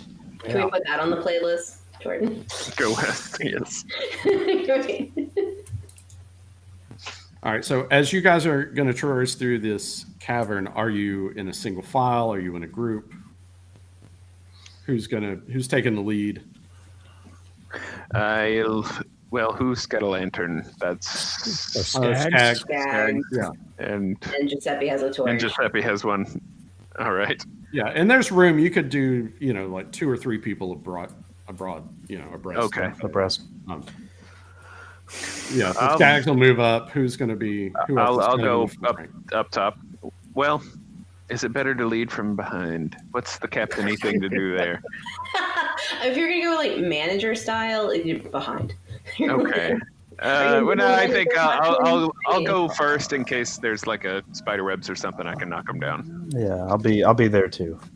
All right. So we got Blort and Captain Krabs and Skags will be in the front rank, and then we'll put Giuseppe can be more towards the back, so there's good illumination. Rear light. All right. So you can make your way over to the west. The water gets a little bit deeper. So as this cavern narrows, and it's kind of irregular, kind of winds a little bit to the northwest. Like you're not going to be able to tell direction down here, but I'm just going to give it to you to help you conceptualize. So you travel to the far side of the cavern, the large cavern you're in, and it narrows and becomes kind of like a more narrow tunnel. It kind of winds its way to the northwest. And after about 10 or 15 feet, the entire floor of the tunnel you're in is submerged. And at this end, it's about 2 feet deep. So it's not terribly deep, but there's water on the floor. Okay. And there's you some hear sort of crashing of the surf. I'm sorry. But I just want to say you hear the crashing of the surf from outside of the caves behind you. You smell the salt air, and probably that's about all you would hear right now because the surf is pretty loud. And there's a spire in the middle. So yeah, it's like a rock column, just a natural formation that kind of connects the floor and the ceiling, like maybe the stalagmite or stalactite grew together, or the water, the tide coming in and out has eroded parts of the stone. Could we go examine that? Yeah. And you look it over, you walk the circumference of it, looking around. You don't see any markings. No one's carved anything or written anything on there. It just looks natural. Can you climb it to like see more far away? The cavern is probably about 15 feet high, so you could climb it. It wouldn't give you much more perspective than you already have.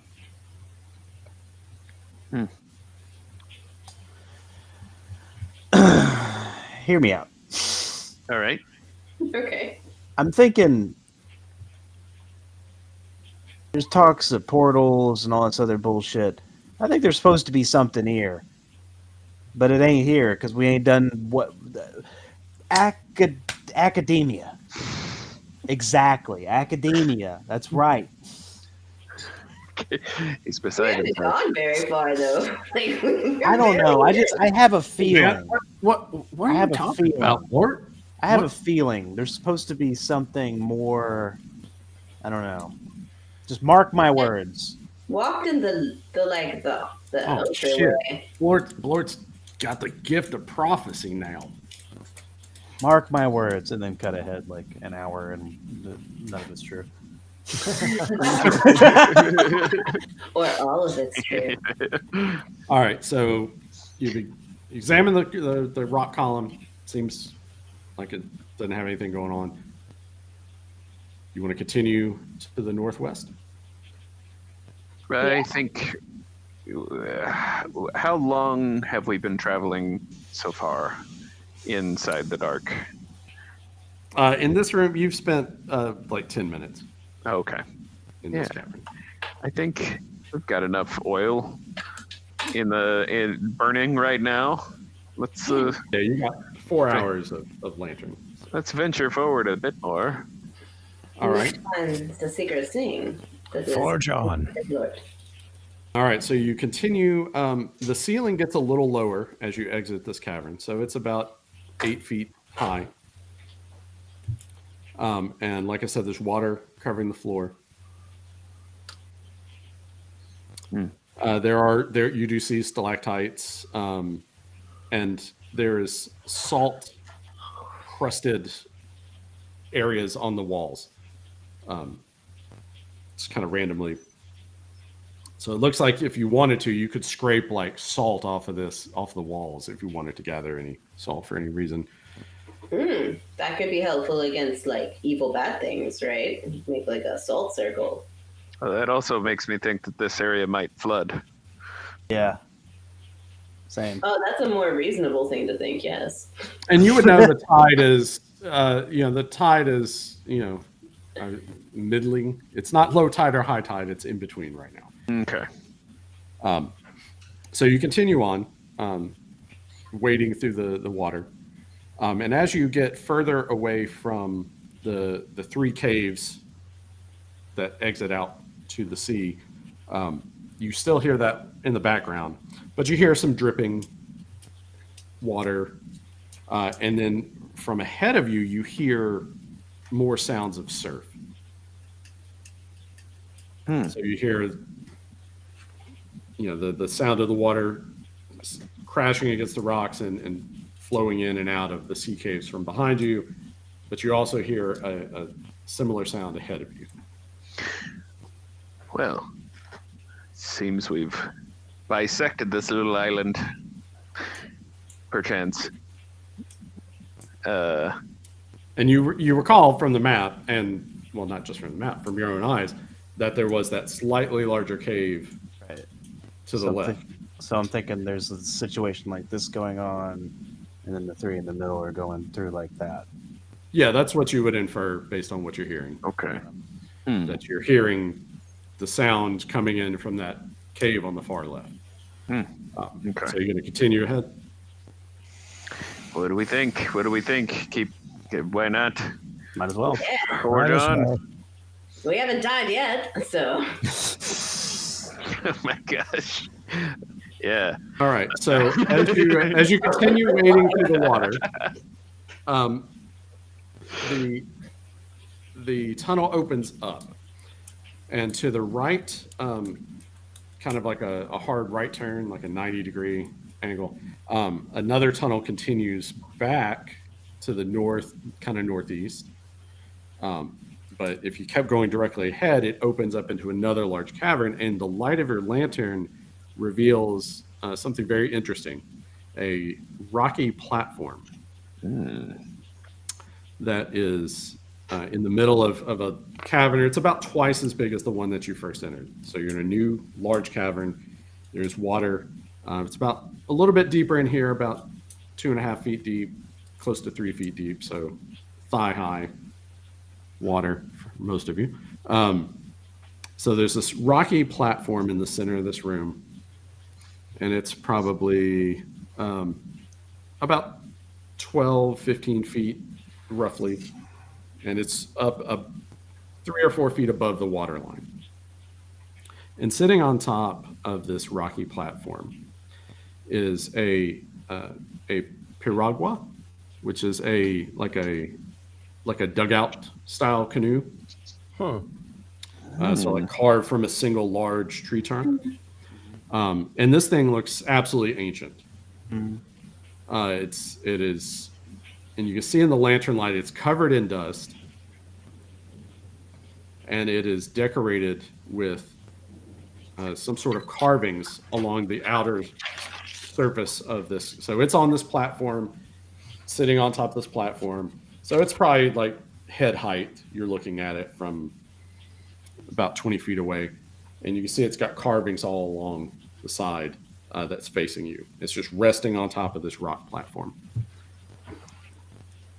And as you scan the room, you also see some bodies. You see 3 bodies that are scattered along the southwestern side of this cavern. Like they're kind of reclined against the wall, kind of slumped down, so the water is kind of up to their chest. And they're have a like that rictus of terror on their faces. You know, obviously dead. They look somewhat desiccated, but they also look familiar.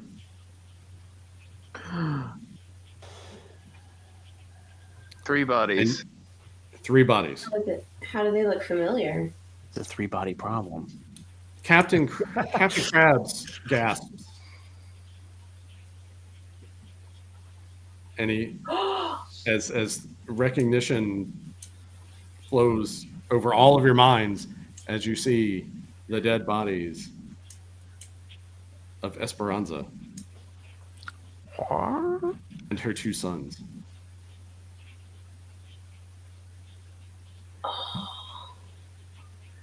I drop to my knees and almost go underwater.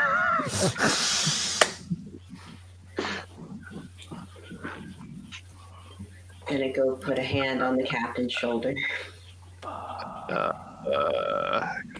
Well, at least I wade over to inspect, but also grief-stricken.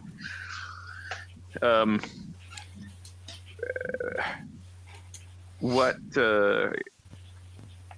Yeah, I don't know if I'm in a position to critically examine what's happened. Does somebody else want to? Yeah, here, I'll get up in that too, shall we? Let's spare him in his grief. Also, we can maybe loot their bodies. And we should get the tartane. Yeah, we're like, also, the on the table again. It's like, don't stand in front of him. Total pieces of shit. Total pieces of shit. We'll just let him grieve. We'll be there for him. Let him grieve for the next 5 minutes.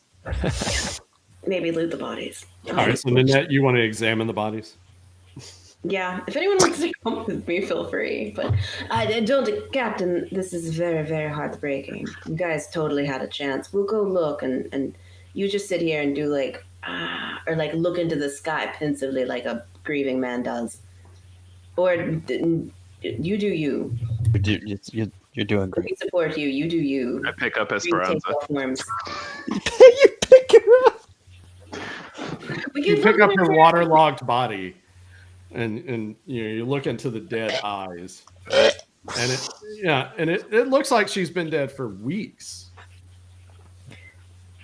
but not like rotted in the water dead. More like the life was literally sucked out of her body, and her son's the same situation there. That's not a good sign. Her sons, Enzo and Emilio. Oh.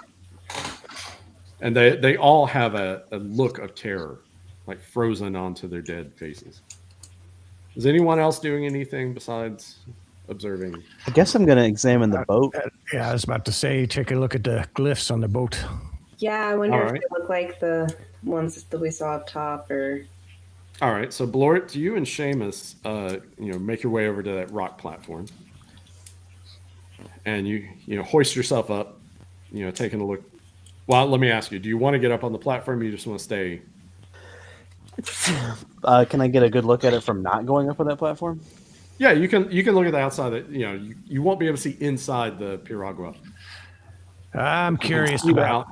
outside. I'm clambering up.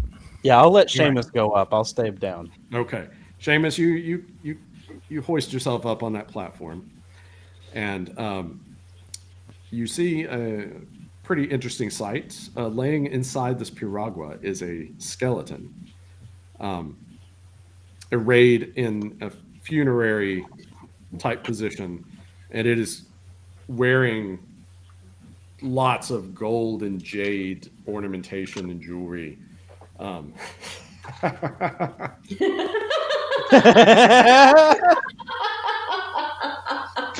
this James, what do your heart eyes see? I see wonderful things. You people wouldn't believe. And some bones. I'm coming. So and the piragua itself is exquisitely carved with all sorts of runes and pictograms of animals and temples and fantastical creatures. Highly ornamented. It looks like some sort of funerary situation where you have this this ornamental boat with a skeleton in there. It's adorned with all this gold and jade finery, just laying in the coffin as you gaze down upon the riches at your feet. Seamus, Let me see what is happening. keep them eyes inside your skull. The lantern light glistens on the gold. Thousands of silver worth of gold and jade. I really want to take this golden jade, but there's a few context clues that maybe I shouldn't. I don't know. You shouldn't yet. Maybe we can. It's a load bearing yet. I will stay my hand for now.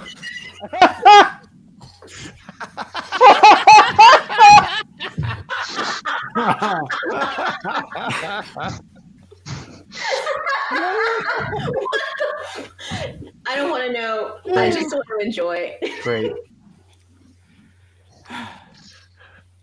Bravo. Good night, sweet princess. From the desiccated Lips just fall apart. So there's much love being expressed upon multiple dead bodies in this room. One by the lovesick heart of Captain Krabs McCool. The worst name to put behind that ever. And the other, the gleam of gold shining in the eyes of Seamus, the scab. Well, What about them bodies? Emilio and Esteban, Enzo and Emilio. Emilio. Yeah. Written on their underwear, no doubt. Yeah, but that's how I just figured out which one we're good. So Giuseppe, you want to grab some of this skeleton gold with your own skeleton hand? What do you be talking about there, Seamus? Shall I come up? You need assistance. I am your fellow crew member of equal worth, and a well-respected member of the crew, I might add. And I would be happy to if you could give me a bit of a hand. I'm at a bit of a deficit. Reaches the skeletal hand up. I could be like hoist you up here, and I could be like for his foot. Get him up there. All right. So he gets up there. He looks there. He's like, "Oh, yeah, well, look at it's riches." Seamus, you want me to do what exactly? Well, just to ask you real quick, you recognize this as a cousin or? I understand why you might be confused. We do have a resemblance, but no, I do not know this person. They do not seem to be alive. Without the name, it's a distant cousin, maybe. So I see where you go. You're a smart man, Seamus. You are a very, very smart man. Obviously, this is my cousin. Giovanni. And he looks over. He's like, "How did you know that wrinkly faced sorceress? She know my cousin. How you know, Giovanni?" I didn't age. Oh, no, I just mean your sour disposition. But never mind. Okay. We've made amends. Back to the. Made amends. Seeing as this family heirloom, I'm gonna take it as take a possession, and of course we will split this. So yeah, so he just reaches right in and grabs this big jade amulet right off the chest of the skeleton. And he's like, "Oh, look, I see, we got the treasure. Hey!" And you hear a long, thunderous peal echoing in from the caves that lead out to the sea, and the cave shakes ever so slightly. The torch, the air in the room begins to kind of spin, and the torch sputters and almost goes out. I take this for a good thing. Three ghostly forms appear floating above the piragua. Shit. And they are three. And they are semi-transparent. They're wreathed in like a blue, hazy kind of aura, and they are dressed in very elaborate attire made from. They have these chest plates, and they have headdresses adorned with all kinds of finery, feathers and what appear to be gemstones and shiny bits of metal, and they look down upon you, Seamus, and upon Giuseppe, and they kind of fade in as the wind dies down, and they say in a booming, echoing voice, "Who dares disturb this holy place?" And we will leave it here because it is time to stop. Oh boy. Wow. And you guys have excellent timing. What a great I love a good cliffhanger. Yes. All right. Nipples on the cliff. So, Just hanging. just hanging. I see how much you care. It was never gonna work anyway. All right, that was a great session, guys. Wow. Just fun. Thank y'all. We had it all. We had adventure. We had romance. We had terror. And tragedy. And carnivorous plant. The undead. Fishmen. Wow. Interesting aquatic creatures. The naked lust for gold. Indeed. This is a real like Cave of Wonders situation. Yes. I think you accidentally did tell her. Oh no. Maybe. I didn't mean to. You talk in your sleep.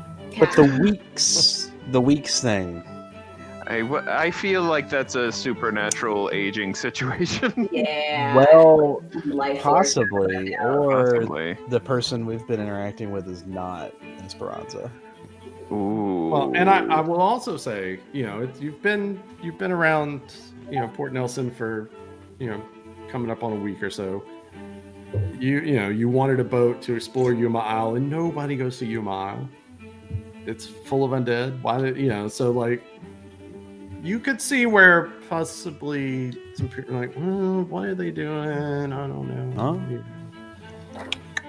So it could be something more a nefarious conspiracy, or it could just be, you drew a little bit of attention to what you were doing, even if you didn't explicitly say what you were doing. So. We didn't come back richer every time. That's true. We are like hanging out and constantly going back and forth to this place. But like realistically, then you show up in town and you got a lot of money to spend. That's true. That's we've true. only been here like I think she drugged you, Jordan, and got it out of you. I think you. Yeah, you guys got here. You arrived at Rum Key on the 2nd of August, so it's the 5th, so it's not even a week. It's on day 4, so a few days. Right. So my stupidness is just my big heart. I'm just the answer. Stupid in love. Perchance, we'll see. So, I don't know. So we'll pick it up from here next time, and we'll see what the spirits have to say. Hopefully, you will meet a fate that is different from poor Esperanza and her sons. Fingers crossed. So, programming note. We are going to have a bit of a hiatus. The harbor will be closed. We'll be back. I believe it would be April 4th. Yeah, April 4th would be our next scheduled session because Lauren and I will be out of town for the next session. We will be going to GaryCon. We're very excited. Going to play some Pirate Borg. Nice. So looking forward to that. We're playing a scenario that we're going to get to play. The author will be running the scenario. That's great. Cool. That should be pretty cool. So we'll have a report. We'll send you guys some pictures and cool. Let you know about all the fun pirate and other shenanigans we get up to in Wisconsin. So, but thank you guys for playing. Great session. Like I said, excellent place to end it. Yes. And thank you, Chad, for handling our tech, and Jordan. And Jordan, thank you for the overlay and the logo. And Steven, thanks for the visual assistance during the episode. This is very much appreciated.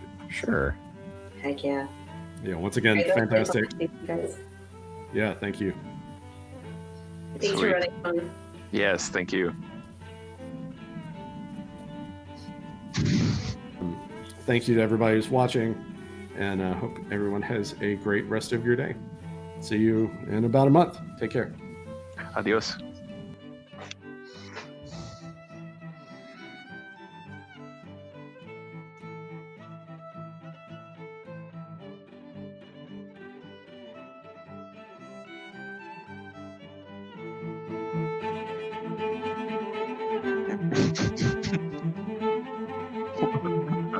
Is that new?